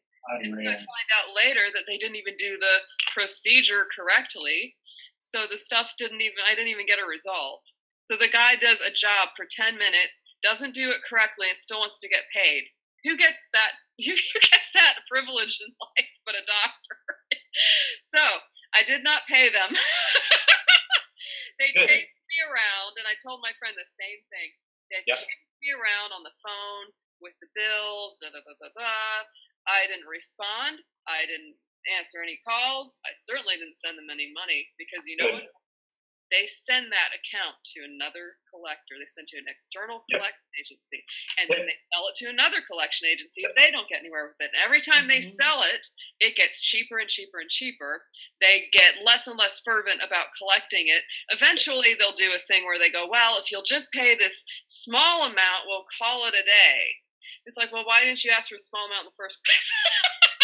So I didn't pay him anything, and eventually it just goes away. And they try to scare you to death with it's going to ruin your credit and all this stuff. But really, there are so many people in this country that can't pay their medical bills right now. And there's something too where if you agree to it, then there's something about restarting that, like I forget how it works exactly, but like where they can report on your credit report, and if it's old and inactive for I think it's 7 years, it has to drop off. So if you respond in any way and start paying, they after it comes right back up, and you restart that cycle again. Just let it go to die. Of course, now what you hear about happening is in certain hospitals or offices now, because there are so many people that can't pay their bills, they're trying more and more to get you to pay up front before they'll do anything for you. or they get you to sign papers when you're coming in that basically they apply for a credit card for you. Right. And if you don't pay your bill, they charge it to the card. What? And the card can have like 19% interest. What? It has gotten really shady. Wow. Yeah. Now here's another thing to Kelly's point. Once you start getting close to that 7 years, here's what's going to happen, because I've been there. They will start to pound you. They will start to come at you, and they will start to offer you what sound like really good deals. Yep. Don't take them. Ignore them. Yeah. Because the whole point is to get you to start putting money into that account again, and it'll explode on you. Yeah. Comes back like Frankenstein. They will do that. Yeah. So here's a secret. I would suggest anybody that gets in trouble like that goes and talks to like a CPA or somebody and talks to them and says, "Listen, I'm willing to just go to bankruptcy. What are the payoffs? What are the costs?" Because if you're in an early point, you can just say, "Hey, man, if you figure out how much I owe on my house, everything else, just what." Fuck you, take it, because it's going to cost me more than this whole process is worth. I'll restart again and catch up farther than where I am now. Right. Well, and I'll give you zero money. That exact thing happened to me because here's deep, dark, dirty secrets. When I was 19, I walked into a one of those. It was in Michigan. I was used to being able to go running outside. And it was so cold, and I was wanted to go to a gym. So I walked in this gym, and they were like, "Here, sign this thing for a trial for the day." Well, stupid me. I mean, I was 19. I signed some form, and turns out I actually signed a membership form. Yeah. So 7 years later, no kidding, 1997, I start getting hounded with phone calls. I don't even know how they found me. I was living states away, but I knew the trick by then because I had gone through my own, after my accident, I was waiting table, my car accident. I didn't have insurance, so I knew how it all worked. And I just said, you know what? I know you're just trying to collect on this because it's about to be 7 years, and I just hung up, I'm sorry, but I don't feel bad about that. I feel like that was, no one's told me, and I should have known, but this is why we need financial literacy education in schools. Absolutely. Oh, I did dumb things when I was a teenager too. But if you don't have...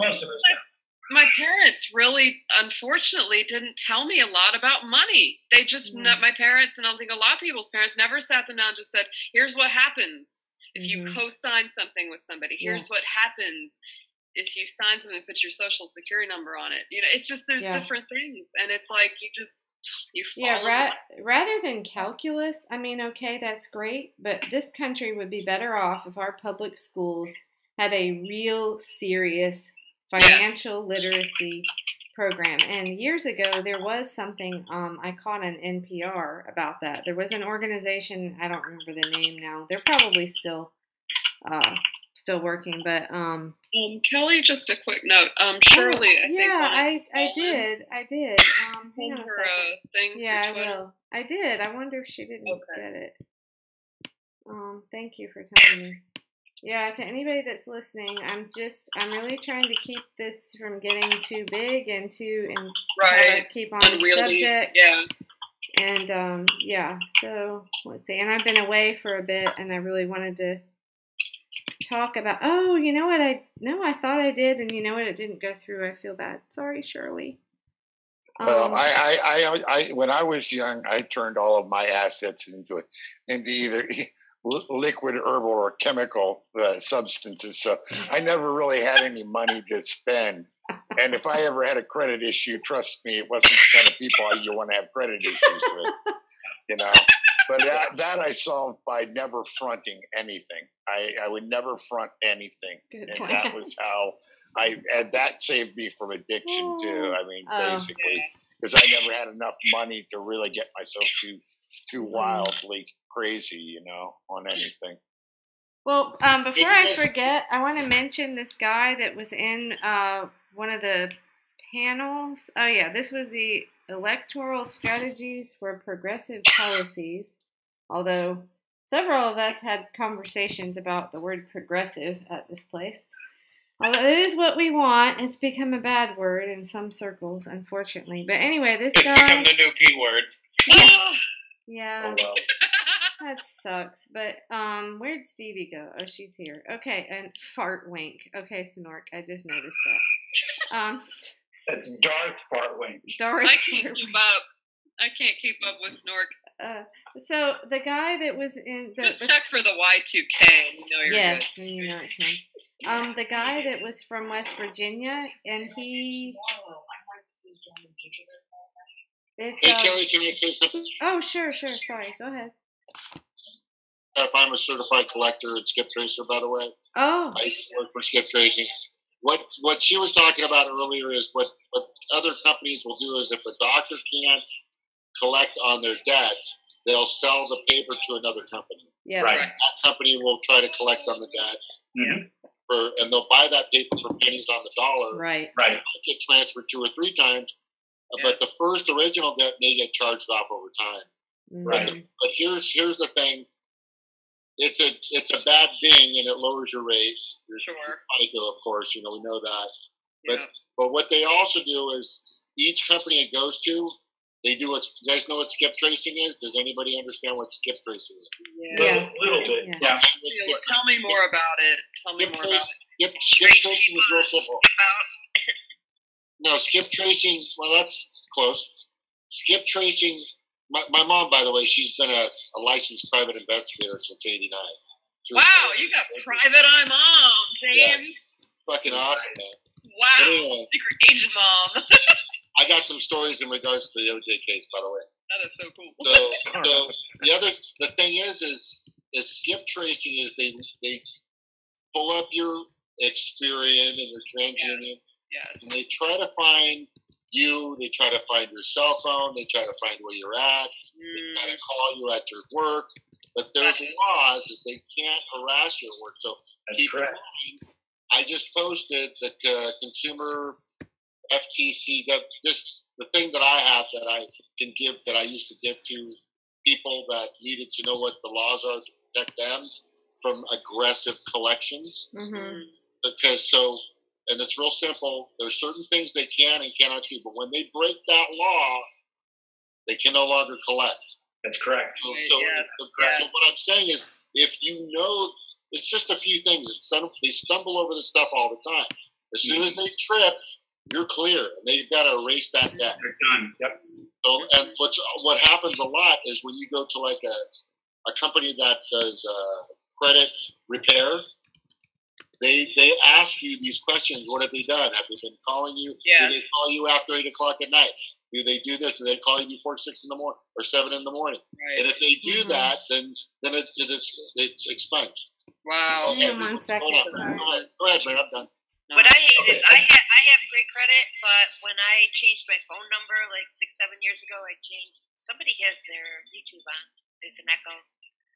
But when I changed my phone number, I started getting calls, and they went on for years for somebody else who had this number before, and getting bugged constantly.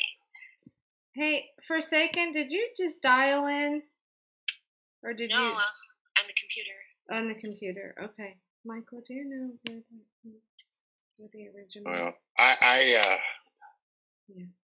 I have good credit rating because of my wife. Basically, that's the only reason I have a good credit rating. But oh hell, I lost it. Oh, Brian, why don't you go ahead? I ran into this exact situation when I was in the service. I was in the middle of getting a divorce. My ex-wife, my ex-wife, pretty much demolished my credit. I was pretty much destroyed it. And come to find out after getting out of the Navy that she hadn't, because I was deployed a good portion of the time. She had forgotten to pay our taxes as well, so that wasn't good.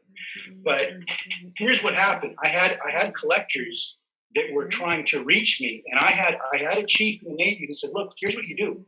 The only number you give them is your work number, because it is illegal for them to call you at work. They can't do it, and if they do, your what you owe them is gone." Well, walk me through it. So what I did is I set up basically a burner phone.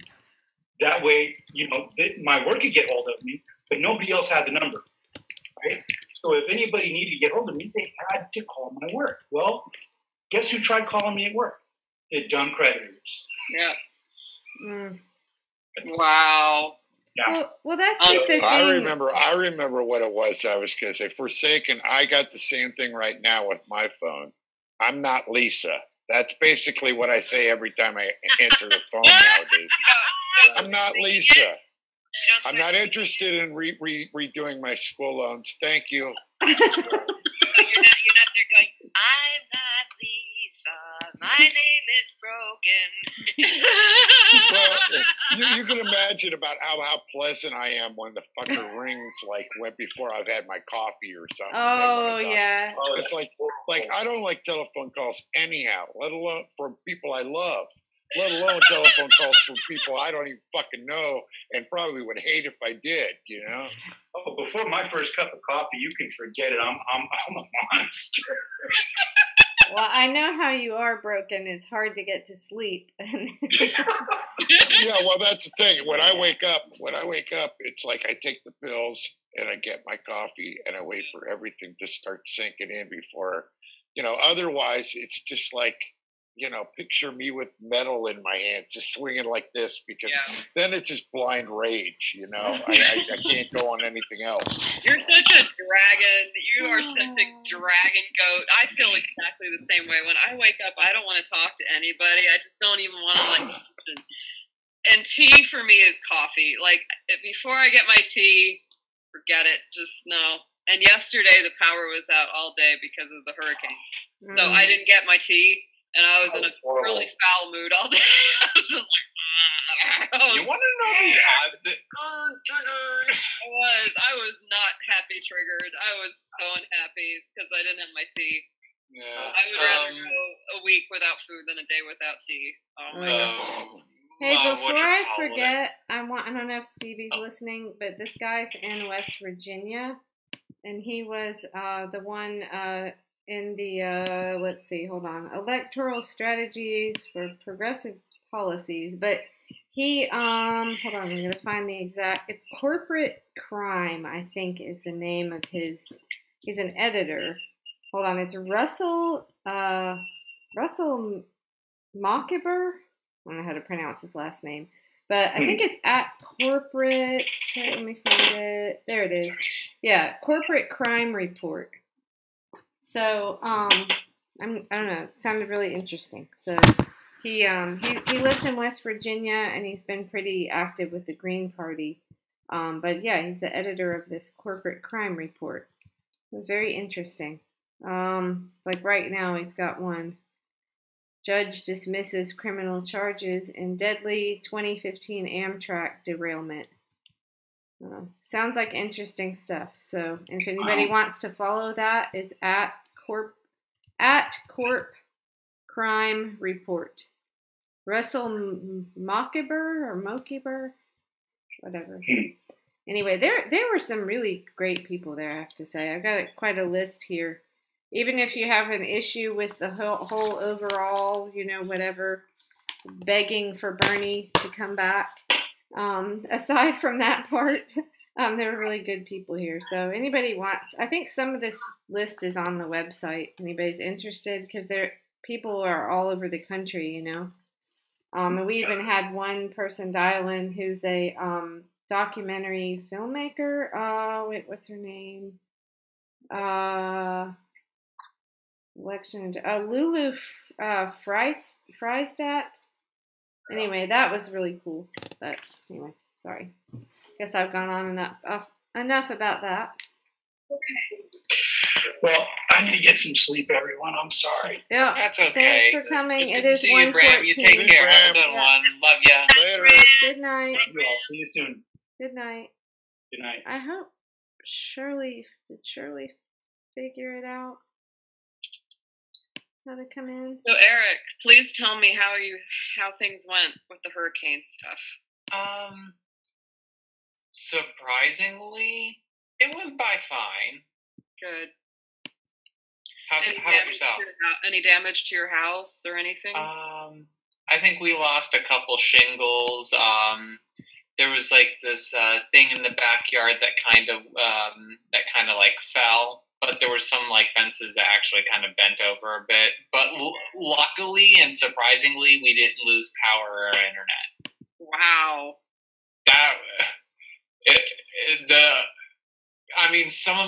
Some of the people in my county actually lost power and still don't have power, and some people got power back today. That's so crazy. Same thing here.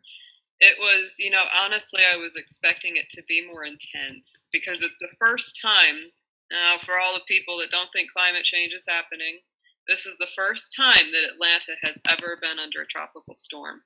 Ever. Yeah. Wow. We've had tropical depressions, we've had leftovers of things, but not a full on, like you've got this right now. So I really expected it to be louder and more intense because I remember Opal, that was like a tropical depression. It came through. It was like the leftovers. And it was like being in a train engine all night. It was so loud you couldn't sleep. And there were trees down, lines down. Power was not on for days.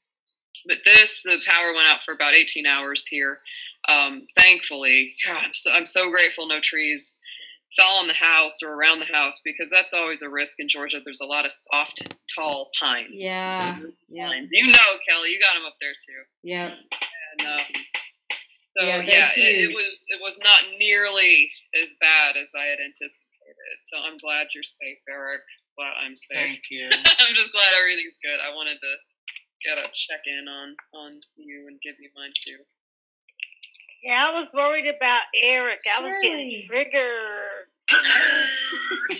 Yeah, I kept wondering. I was like, I wonder it's down there, I can imagine Thank not you, being guys. without internet, phone.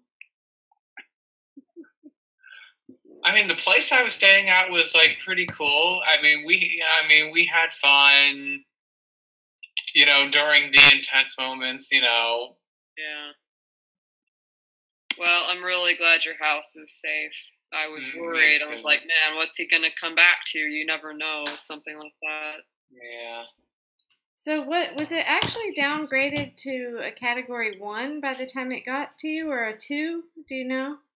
I'm trying to remember because everything went by so fast. Yeah. And plus, I was in and out sleeping. Yeah. Well, I'm just glad that it, changed because it really sounded like it was going to be a 5 or at least a 4 all the way up. But I just hope they don't come back to Florida and they haven't mentioned that Katia anymore because she's still out there. Yeah. I should check the weather on that. Because I don't think in what's that?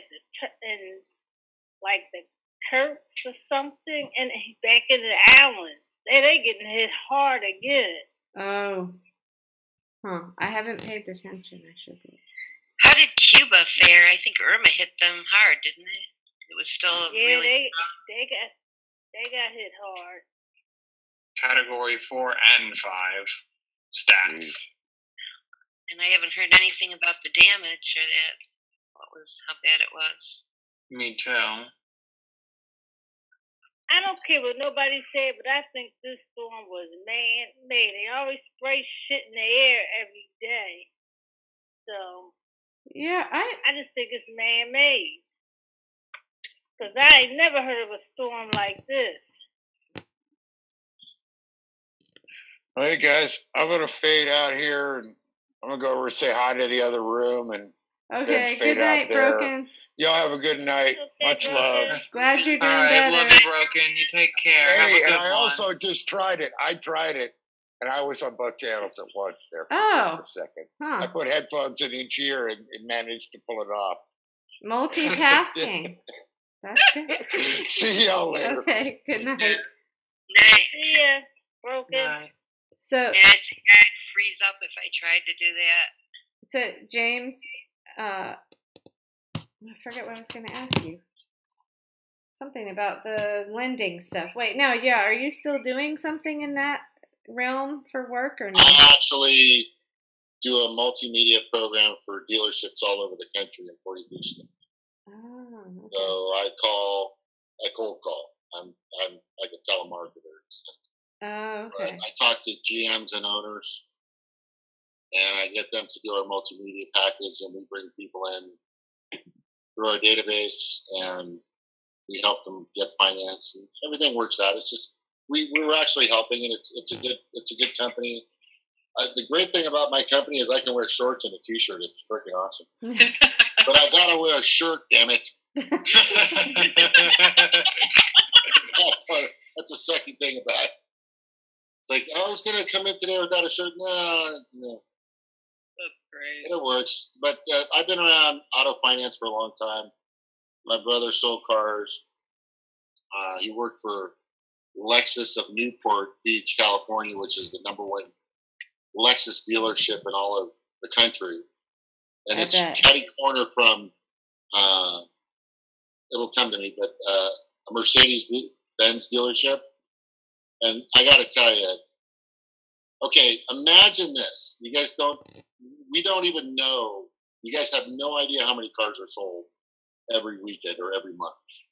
There are dealerships that have 30 salespeople that sell like 400 to 600 cars a month. Average. That's one dealership. There's 17,500 dealerships through the United States. So cars are still being sold. What I find interesting, the most interesting, see, I don't make payments on make payments on my truck anymore. I'm so stoked about that. But for some reason, everybody has to have a car every 2 or 3 years. It's like, what the? Yeah. Same with phones. And phones are the same. Ask these guys that work at phone places. They're like, as soon as the new iPhone X just came out, and people are just freaking coming in their jeans. Isn't it like $1,000 phone too? It's $1,000. $1,000 for a phone. Are people buying or leasing the cars mainly? Do you think they're still buying, or a lot of people lease? They're going to be leasing the phones. And they lease the phones too, but leasing is that 2-year plan. It's a 2-year, 3-year plan. Yeah. So you're always turning your car over and getting a new sparkling and shiny car. Well, there are people that want that, I guess, and that's that time period where you don't have to worry about maintenance. But I don't know. My grandfather, who was from the Depression era, he always told me that buy like a 3-year-old car. Because that's when all the value drops, is those first 3 years. I mean, it just depreciates just driving it off the lot. As soon as you drive it off the lot, it depreciates like thousands of dollars. So I have this van I drive. It's now 10 years old, and I bought it. It was on a 3-year lease, so I knew it was taken really good care of because they have to be, right? They bring them in every whatever, and they can have limited mileage. And I got it right off the lease, so it was 3 years old and had, 46,000 on it or something. But yeah, that's what he always taught me. Buy something like 3 years old. That's where you get the best deal. Or don't buy one at all, like Ariel, and just because they're a big giant expense between gas and insurance and maintenance and all that stuff. But yeah, ours is, look for people selling them for $300 in their front yard. Yeah, yeah. I mean, ours is cracked and like, you know, Abby backed it into a pole, and I'm just like, it's still running. It's as long as it works and it can get you from point A. That's right. And hopefully back to A. That's all you need. Oh yeah, and we've hit deer. Like when we lived out in the country, it's been destroyed by deer. Like one actually like charged the side of the car. I didn't hit it; That's it awesome. hit me. Yeah.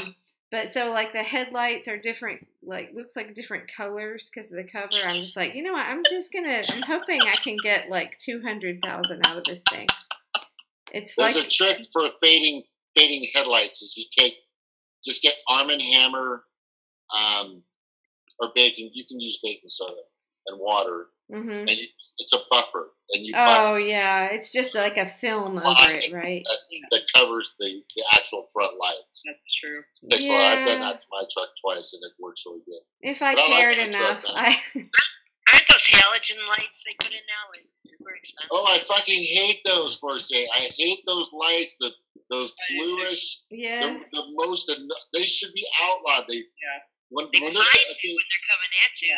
Yeah, they blind you. They just fully blind you. When they come down the road, it's like there's like everybody's got. It seems like everybody's beams are low enough to where you can see enough, and you feel like you're okay. But then there's that one car that has those halogen lights that comes on. It's just yes. Aliens have landed. Oh no! Exactly. Martino's gonna come and kidnap us. Help me! Encounters of the freaking freeway. I hate that lighting in stores too. I'm like, you know, somebody would be really brilliant to open like a fancy boutique, you know, like women's clothing, and it's all candlelight. Or natural light, like have skylights all through the ceiling. You go in there, I'm sorry, but like that lighting is so bad, like nothing looks good. It's true. It's true. That's why I don't like to shop in stores very much. No, shop right eBay. Fluorescent light. Go to Ariel's store. Yeah. Ariel, here, watch this. I gotta show you this. This is good. Ready? You're gonna love this. All right. Okay, here. Here, you know, it takes. I gotta prep it. All right. And then I bet Shirley has news for us. Oh, there you go. Okay, so I usually get this other stuff, but this lady said, "Oh, this is better. Plus, it's chewable and it tastes really good." I use their calcium mag zinc every day. And let me show you how big this freaking pill is, man. This one's been sitting here for a while, but anyway. But I just kind of nibble on them. Go watch. Look how big that is. Oh my gosh! Whoa, pill, man. Like here's a pencil. A pencil, regular pencil. Yeah. Yeah, Wow. it's like a quarter. I mean, it's a horse pill, man. It's as big as a quarter. Yeah, you're gonna wake up feeling like a pony. Yeah. But it's chewable. Awesome. Yeah. So what I do is I just chew it. How's it taste? Chewable. I Tastes pretty good. Good. Do what, Shirley? I can't swallow big pills. I have a smaller esophagus. I'm pretty good at it. I'm pretty good at swallowing a big old pill. My mom can't believe the size of the vitamins I'll take. I'm like, don't bother me.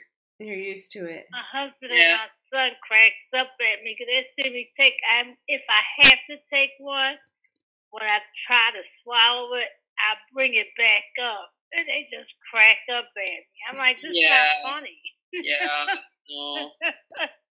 No. Some people really need it to be chewable, or to be able to open the capsule if it's a capsule and dump the powder in something, juice, or just take it that way. Yeah. So hey, Shirley, I couldn't swallow things. The big thing now is a lot of people are doing these. My roommate, he makes these shakes and pours this stuff from GNC. You guys ever heard of GNC? Oh yeah. Yeah. And it's like he gets it in this giant container like this, and it's like protein and all his vitamins and stuff like that. And I just take my vitamins and just eat a lot of food. Yeah. that's mainly where you do want to get your vitamins from, is your food. The trouble, of course, as we've talked about, is that, the soil and our water is so depleted and deficient that, you don't get all your vitamins from your food anymore the way you're supposed to. My mom will tell me that. She's like, in my day, people would take supplements because you were getting your stuff from your food. So yeah, no, I agree. It's definitely better to eat well, and then take a multi. Is good. You can even go online, James, and type in what are the best supplements for a man your age. It would be different for a woman my age, right? Everybody, their needs are a little bit different. Like, you don't need to take tons of extra calcium like I do. Being a 40-year-old woman, I take extra calcium because the closer you get to menopause, the closer you get to more bone loss, more calcium loss. It's just a wonderful part being a girl. And men don't have. Why is that? That just seems really odd that you guys, is it the density that gets less? Basically, yes. It's the density of your bones, and the trouble with that's what leads to osteoporosis, or you getting a hunchback. It also leads to being able to break your bones easier. Of course, that happens to men too. I know where hunchback comes from. You girls like to load up your pillows on your bed. And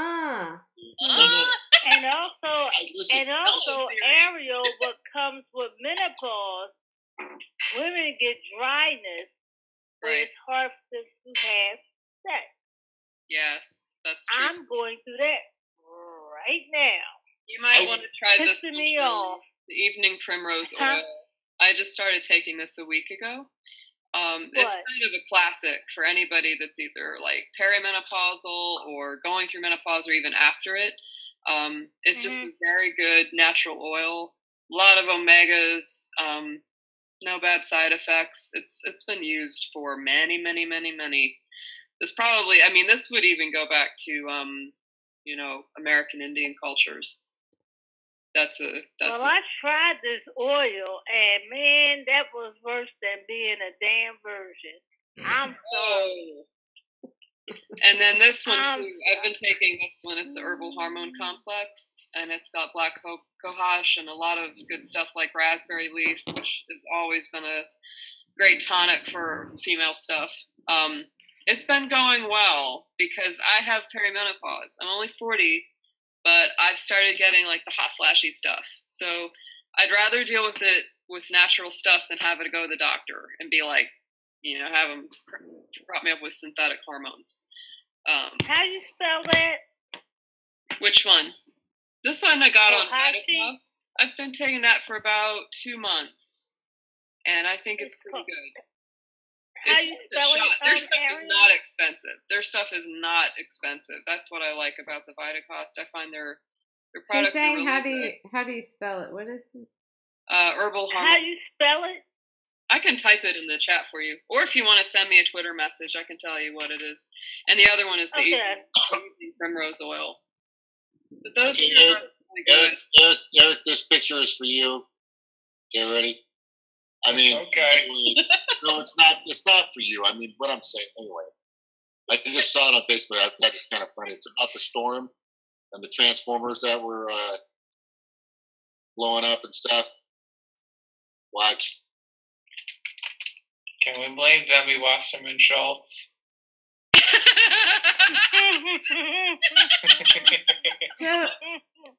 Look at the look. Look at the look of that. Look at the look on that Transformer's face, right? He's like, yeah. So, I think I've mentioned Listen Liberal and Thomas Frank a few times on here. Has anybody seen the interviews with him on Real News Network? It's just been out in the past couple of days. I'm just wondering if anybody had. I can't wait to watch these. I saw his interviews, but he's still like corporate Democrat. He's like Thomas Frank? He's still with the establishment Dems, even though his book is really good. Yeah. Is he just... But I'll have to watch these. Okay. So he's just, when it comes down to it, he says that's the lesser evil or something? Is that sort of his stance? Yeah. Yeah.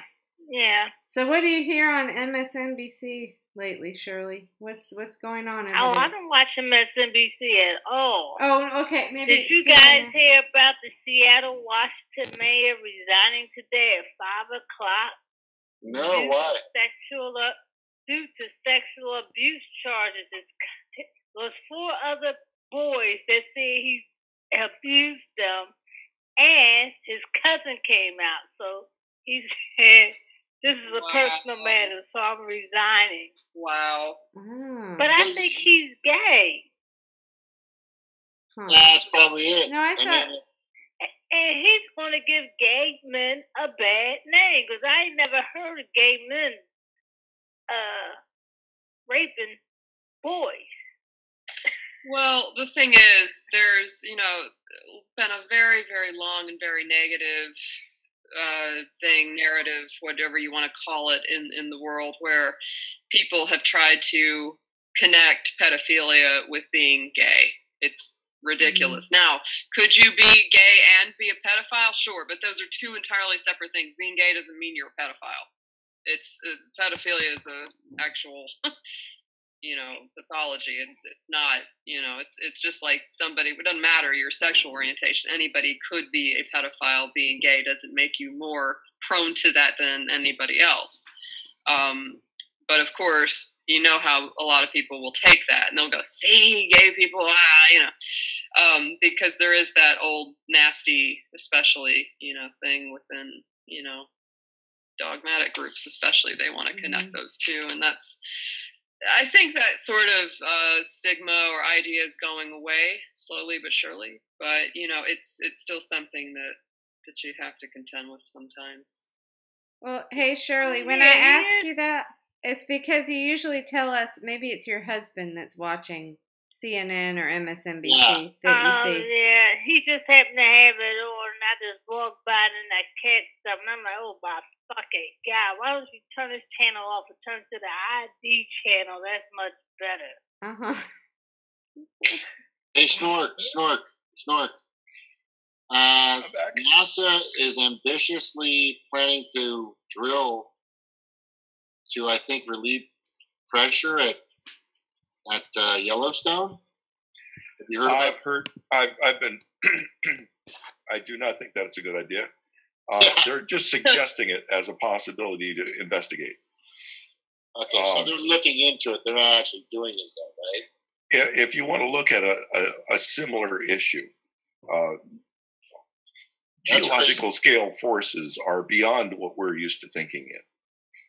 A little bit of movement in the geological scale is devastating. So what happened in the Gulf when I'm trying to think what the Gulf spill's name was. The BP Horizon. Yeah, the BP Horizon. What happened was they had a hole into the oil underneath the ocean. That oil is under incredible pressure. It's full of not only oil, water, but it's also full of gas. And that gas wants to expand. Now, when you take gas from a liquid to a gas, it expands 27.5 times about, there's a big difference there. But when you squeeze it under the ocean, it's a small ball, but it still wants to be that other size. So when you have a small pinprick, a little crack into that oil dome underneath the ocean, suddenly you start having some flow. And they had faults on the cement that was supposed to seal the sides to prevent that from happening. But an uncontrolled leak got through. And have you ever sprayed water with a hose onto dirt and you see it erode away? That's what starts happening. So your little teeny hole quickly becomes a big hole. Now imagine 1,000,000 times that pressure. It just happens so much easier. Even solid rock gets eroded. What happens with the volcano is that you have gas in glass. The lava is molten glass. And when you have the You okay, Snow? Now, the forces with the oil was under the ocean that was only 15,000 feet deep. I'm not sure of the exact depth. Mm-hmm. Now, when we're talking volcano, you have pressure from 600 miles deep or more. So it is an incredible amount of pressure that's hard for us to even grasp. Yeah. So a little teeny bit of oil as it comes up gives off a lot of gas. Right. Even helium. In fact, our helium supply during World War I was because we had oil wells and Germany didn't. So Germany had to get its helium from us. And even after the war, the reason we wouldn't let them have any more helium. And the big Zeppelin that went down because they had to use hydrogen as a substitute. So all of these underground pressures, they have gases that we're not even used to. When they give off sulfur dioxide, they can expand, and that's toxic to all the people around it. But I personally am not only against drilling to relieve the pressure until we really know what we're doing. And if we think of ourselves as a modern technical society, we've gone in spurts. We had a big spurt back in 1900 and in the 1980s, and we had a spurt in the 2000s. We had a spurt of understanding. I still think we're just so young at understanding the real world around us that I don't think we're ready to play with that tiger's tail. Yeah, that's a big tiger. That's like I mean, so what happened? That's not a tiger. It's more like I always say, like Godzilla. It's like playing with Godzilla. There's a good chance California would survive. Yeah. So BP, what happened is they tried to seal this thing, but what happened is once you bring that pressure up to a certain level, it starts to try to find other ways of releasing, right? And the tiniest hole is all it needs. Yeah, to find access to come out. So that's great. Go ahead and start poking a fucking hole in a volcano. Like, now, there are other material problems that come about. It's called embrittlement. I personally am against using any geothermal around a supervolcano, because I don't know what at depth, and I've had discussions with this with geologists. Most of them say it's probably safe. I'm not really comfortable with probably safe around a supervolcano because we don't know that much about them yet. Wow. The rumblings are as the gas and the liquid moves about underneath there. Hawaii has a lot of really light volcanic material. The pumice. The pumice comes from a really gassy rock. Right. Yes. But so it's a really good example of what. And when you have pumice being made, you actually might have seen this. You see fountains of lava, right? Yes. So what? You're opening a Coke bottle. Yeah. Yeah. And so I really think that the 250 miles around Yellowstone, geothermal should be banned except at the surface. Right. Once the water's out and at air pressure, you can do anything you want with a hot pressure. It will not affect what's going down below. My goodness. When it's below the surface, we need to be saying hands off for 100 years till we know what we're doing. Wow. Either that or we need to go to a smaller supervolcano, such as, I forgot the current name for Krakatoa. They changed the name. Well, no, they changed the name from Krakatoa to Son of Krakatoa. And I don't know what Son of Krakatoa is in that language. Wow. Because in my head, I only think of the translation. Yeah. So what's the difference between, hold on, what's the difference, sorry. So you have Iceland that does a lot of thermal. Yes. Oh, yeah. So if they're able to harness that kind of power, we should, we have to think about Yellowstone too volatile. We have to think about how Iceland's volcanoes differ from the Yellowstone volcano. Why am I yelling?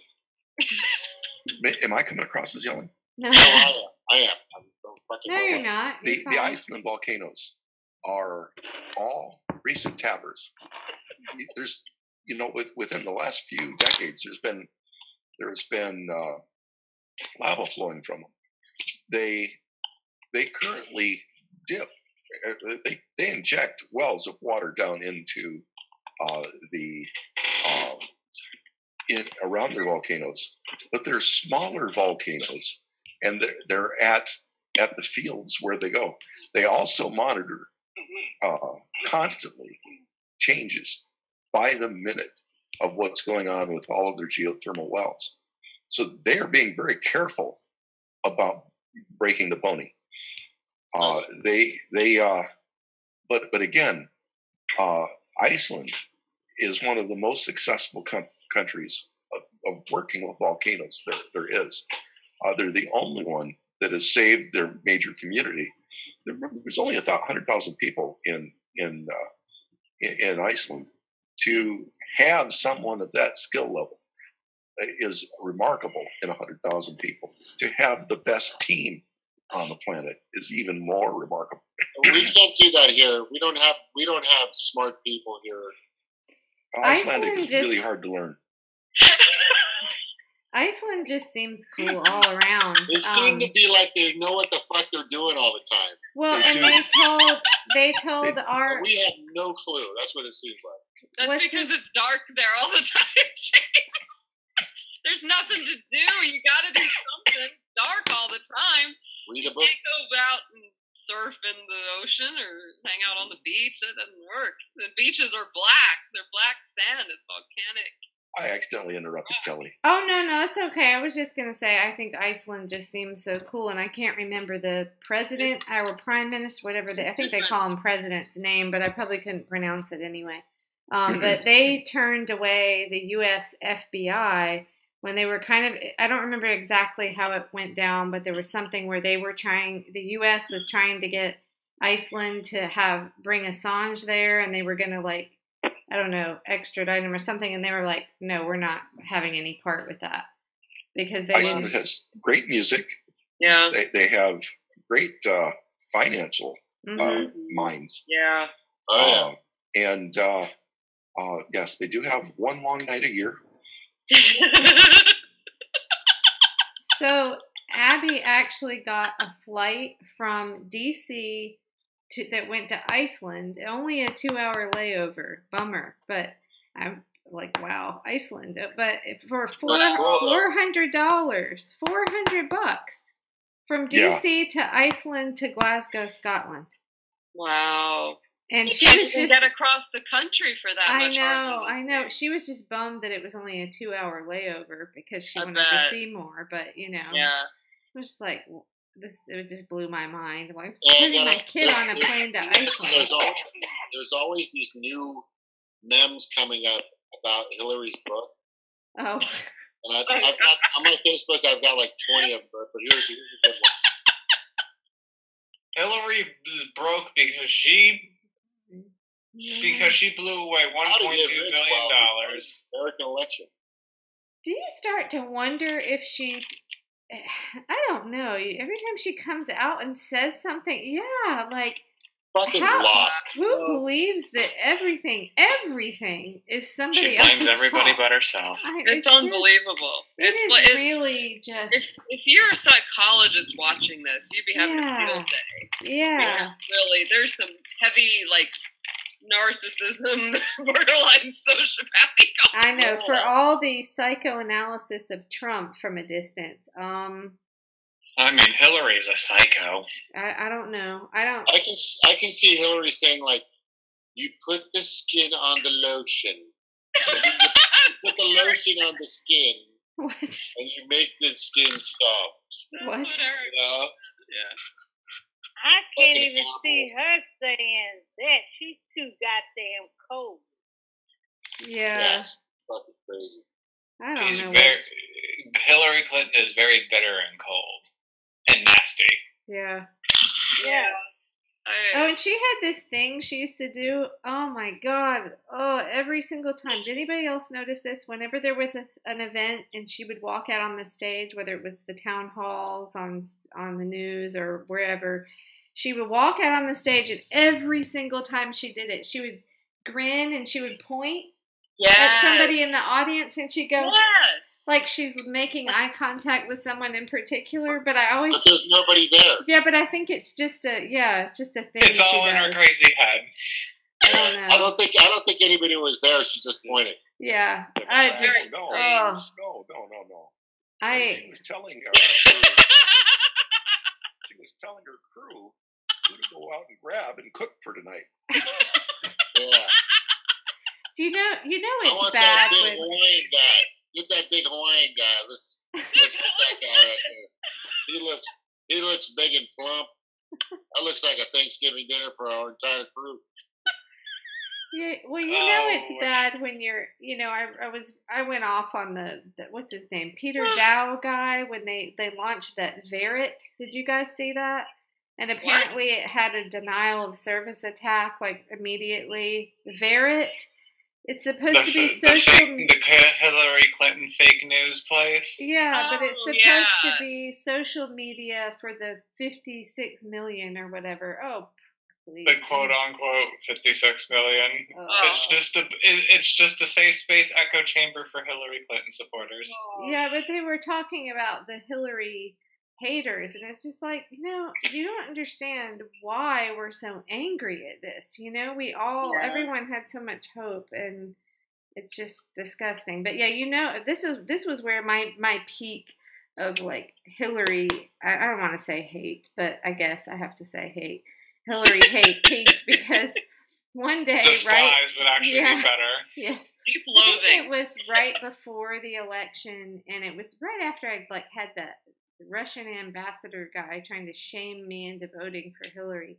And I'm driving down the road, and I see this pickup truck, and it's got like truck nuts dragging the ground, and the guys are like, there's smoke billowing out of this pickup truck, and they've got Trump sticker and another sticker that says "Lock her up." And I just found myself, I wanted to go. I've actually seen one today. I wanted to just be like, when I was out. Lock her up.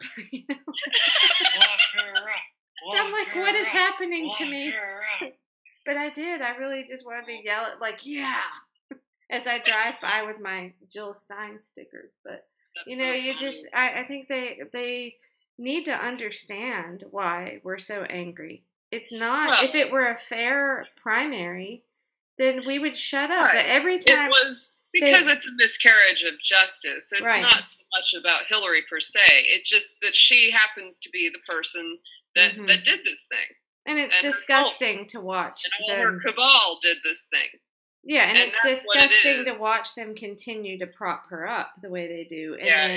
And then because there hasn't been accountability. It's the same reason people go, well, why are these Black Lives Matter people so upset? Because it's miscarriages of justice that keep happening, and it's not getting addressed. It's the same principle. Same principle. When somebody gets away with a crime, and they go unpunished, and they're just allowed to walk free, and everything's just fine for them. They're not, suffering at all. Well, and they keep. Of course you're going to be mad. Of course you're going to be incensed. It was. I can't remember who else. Somebody tweeted out something. When is the Bernie, Hillary? When is the 2016 primary going to be over finally? And all the arguing, whatever, back and forth. And I just responded with, as soon as she shuts up and stops writing yet another book, how it's not her fault, and then she's back in the news.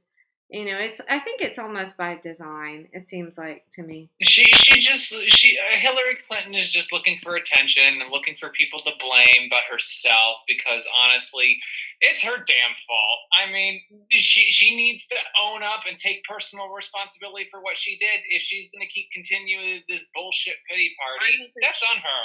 Yeah, I don't think she can. I don't think she literally. Psychologically, I don't think she can. I think she's so deep in her own denial, and I don't know how she got that way. Do some people just come out power mad? I mean, it's like you can see her whole life has basically been about, I got to grab that brass ring. Back in the 70s and the 80s, Saturday Night Live had a running gag on their skits about General Francisco Franco is still dead. And I almost feel it's going to be like this, is that 10 years from now, we'll be hearing news and Hillary Clinton is releasing a new book. How I never take any personal responsibility for what I do, and it's the most strongest book I ever made. Oh, and she has the nerve to make an ad with those kids. You know what? The children are watching. Yeah, they're fucking well watching you and your awful behavior. I mean, I understand Trump is a bad role model, but my God, I mean, but it's so much better to act like her and never take responsibility for anything. Ugh. No, actually, what it'll be on the news is, and in today's news, Hillary Clinton blames the Girl Scouts for losing the election. It was the cookies, damn it, the cookies! Blame the cookies. They didn't have the Thin Mints. peanut butter little fucking cookies. She even blame her own supporters. Oh, yeah. Hey, Shirley, But do she you want blamed me it to on the put white your people. name? She blamed it on, recently she said, I was Jimmy Dore, or somebody was saying that she blamed it on white people. Yeah, I saw something about that. That's kind of like, what the fuck? It's pretty broad based. We can keep going with this chick, but this is something that came up that I thought was very interesting. Senate approved measures condemning white nationalists. Okay. You guys hear about this? No. Yeah, I saw that, James. I saw that. Yeah, so I haven't read all of it or much of it, but I think it means that they're just condemning them. They're not doing much about it. Yeah. Right. It's like, oh, we don't like them very much, or a little less than we did before. Yeah, we don't like them. Keep going. Yeah. They're just kind of like, now, you white nationalists, you're not playing very nice. You don't want to go sit on timeout for 10 minutes. Yeah. All right, guys, I'm going to get going pretty soon. I'm going to go say hi to the other group real fast. They're doing like a hat party. Yep, I think we're gonna try to keep it at like 2, which it is right now. Just I'm really trying to keep up with the news better. I sort of got sucked into all the. This is a better. Oh, I'm gonna make some just suggestions that I put it in. Because you know me, I always do my suggestions, whatever. Yes. So when you post your thing, be sure to put this is for the host to. The rules and all that stuff. Oh right, okay. And then make your title so people can see it. Yeah. I don't know how Evan does it. You know, so we you're gonna have to ask him. But this is the new. This is cool to have this, and then they have the other ones for the pot smoking and God talkers. Well, I think Hey James, am I making funny noises while I'm on the phone? No, you're not. Okay. Well, you know, sometimes you might be in the mood for one kind of conversation, and sometimes you might be in the mood for a different kind of. So why, you know, it.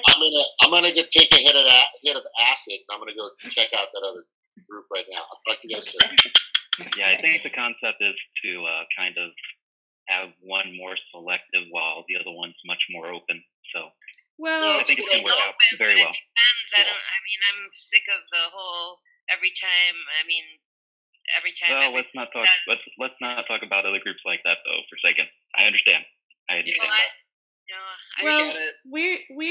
I'm gonna try to. I'm working with a couple people that I've made some connections with that might be able to. Like James said, we don't want to say so and so is going to come on, and they don't. But I definitely want to keep, I just want to keep, the number down. This is more manageable. We were getting bigger over the past couple of weeks, and it's just so hard to talk. And if we have a guest on, so I don't want to close off anybody, but I just want to keep it manageable and all of us behave if we do have somebody on. Behave. Plus keep a balance, too. I'm going to go. Right. Aloha. Right. Okay. Good man, I know, James. All right. So yeah, I think 2:00's a good time to stop. So I think I'll end it. We got 2 more minutes. And if it goes so long, I'm up too late. I I don't know. get sleep, and then things are just not good. Yeah, I hear you. I'll probably go join God's pot smokers. Okay, have fun. Have fun. I'm gonna go read the news and try to know what the hell I'm talking about when I come on here. I don't know what's gonna happen with Bernie tomorrow. That's I mean. Hey, anything can happen, though. I'm glad he's doing it. I'm glad he's making it an issue. But you know what, Ariel? I heard something. I overheard it at the conference, and I don't know details. That's why I say this takes so much time to research these news stories because you hear this over here and this. Someone was saying that there were issues with his bill, that it's not really what it looks like. So I need to dig into that. They said that it was. Well, Kelly, you was at the conference. Nick Brown had mentioned it. He said it was still co-pays. Yeah. Yes, that's what he said. Stuff in it. Yes. With the insurance companies will still be involved. Yep. So that's not good enough. That shit shouldn't pass. No, it shouldn't. You're right, Shirley. Thank you for. I just saw a table of, how much a premium, like a Medicare premium would be, which would basically be through a tax and, per your income, that it would vary per your income. That's the only thing I saw. Yeah, that just has the basically potential. under 40,000 or something. Wouldn't it be nice if they allow the American people to read all the bills that get presented to be passed? So we got to read them and vote on them. Wow, wouldn't that be something? There's a place. I don't believe they all really. They don't read these things. I don't believe the Homeland Security Department. They brought out that giant tome. Nobody read all that. They just lobbed it in there and passed that thing, and then they start actually reading it later. It's like, oh crap. Well, the worst thing is for the average person that wants to look it up. They've got so many bills thrown in with other things. That's how they push the problem. And that's they hide stuff. Yeah. Well, if you know the number of the bill, once the bill's been submitted and all that, I mean, you can't see it while it's being worked on, but once it's been, submitted and everything, there's, I know there's a place where you can see the text of the whole bill. Yeah. But why? We should have our news media, instead of pushing whatever bullshit they're pushing, is somebody to summarize that for the American public, Because who has time or is going to go sit and read all that fine print? You're right. I mean, we should have what's his name, Brian Williams, do something useful. Summarize that. Oh, I can't stand him. Oh my God. I don't know why I just thought. Okay, I'm going to sign then off. they add pork. It's the same principle. To those bills. Same principle of what we talked about earlier about credit, about billing, about all these things. They get that teeny weeny fine print that they just know nobody's going to sit there with a magnifying glass. Right. It's the way so many things happen in our country now, where everything's just hidden. It's there, but it's hidden. Don't read the fine print. It's Yeah. But if it's something complicated like that, you can't avoid having fine print because it has to cover so many things. Yeah, it's just written in a way that it's too complicated, I think. But okay, well, I'm always open for suggestions. Like I said, I don't think I'm not into doing a thing on my channel that's just me talking at the camera. I really like the conversation. So Me too. I love everybody coming on, and so if you have suggestions or you want to cover a certain thing, I think I'm gonna do this on Tuesdays and Thursdays. Hopefully at 10:30, not 11:30. Sorry about that. Oh, it's okay. Well, I know Eric is okay because he was sitting there still. I was wondering. Oh. Yeah, I was a little cold. In the room, it's pretty cold, but I like it cold sometimes. Well, we won't go till 4. We won't go till 4, so everybody's asleep in the chair either. Right. There you go. Remember the one time where I slept in the chair? That was Never funny. forget. We'll never forget it. Oh, hey, I've done it many a time, but no cam. So I have one more question. Hey, Snork, what level is your I mean Fartwink? What level is your science thing going to be on like age level? What are you going to cover? Climate science or? Well, I thought I'd start off with mistakes that engineers usually make. And scientists usually. That sounds very interesting. Cool. Okay. I would like to know Snort's version of what happened on 9/11. I can't share that. What do you say? Can't share that. So, okay, what time are you doing that on Sunday? Well, I thought 10:30. I didn't know if I'd be interrupting somebody else. No, I think Sunday is the one day we haven't been doing anything. Yeah. Yeah, that's why I picked it. I saw all the others were at 10:30, so I said, okay, I'll fill it on Sunday. That works. Yeah. I'm up.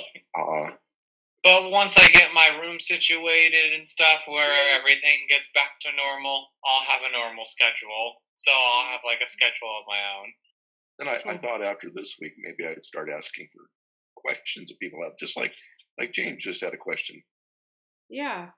You know, and if I know some of the questions ahead of time, I might even be able to produce some graphics. Oh, that's Very a good cool. idea. We could have a little segment. Yep. All That would be right, awesome. very cool. But every field has mistakes they make. Yeah. There are certain questions that seem like obvious to us that all firefighters who are successful fail. They have to be trained to realize that they have this perception problem, and so they've learned to live with it because learning about it prevents them from dying during fires. But every single type of field you go in, the type of person that's perfect for that always has some kind of strange things. And I thought, well, let me cover some of these. It helps people be more confident when they fly. Well, I guess not. Huh. Okay, cool. Well, hey, Snort, do you like Jesse Ventura or no? You know, most of the time I agree with him. He's a different kind of guy. You need to watch the interview he did with Judy Wood. I don't remember seeing that one. Yeah, about 9/11. She had went to court about her findings that happened there. I'm not familiar with it. But what was the name you gave? I'll take a look. It was Jesse Ventura interview with Judy Woods. Judy Woods? Yes. It's not an S on the end of her name.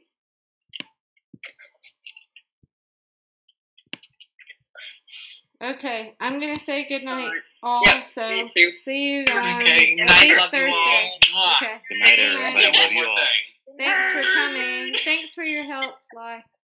Triggered. Good night.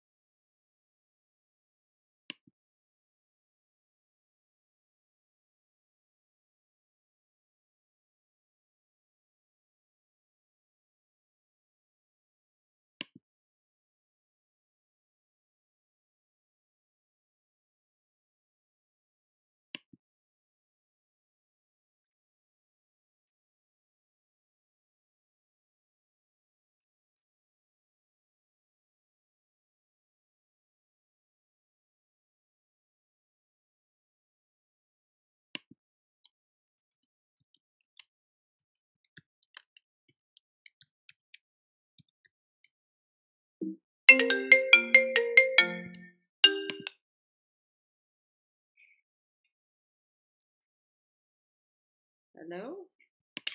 Hello? Hello? Is it working? Hey, sweetie. Oh, I think it worked good.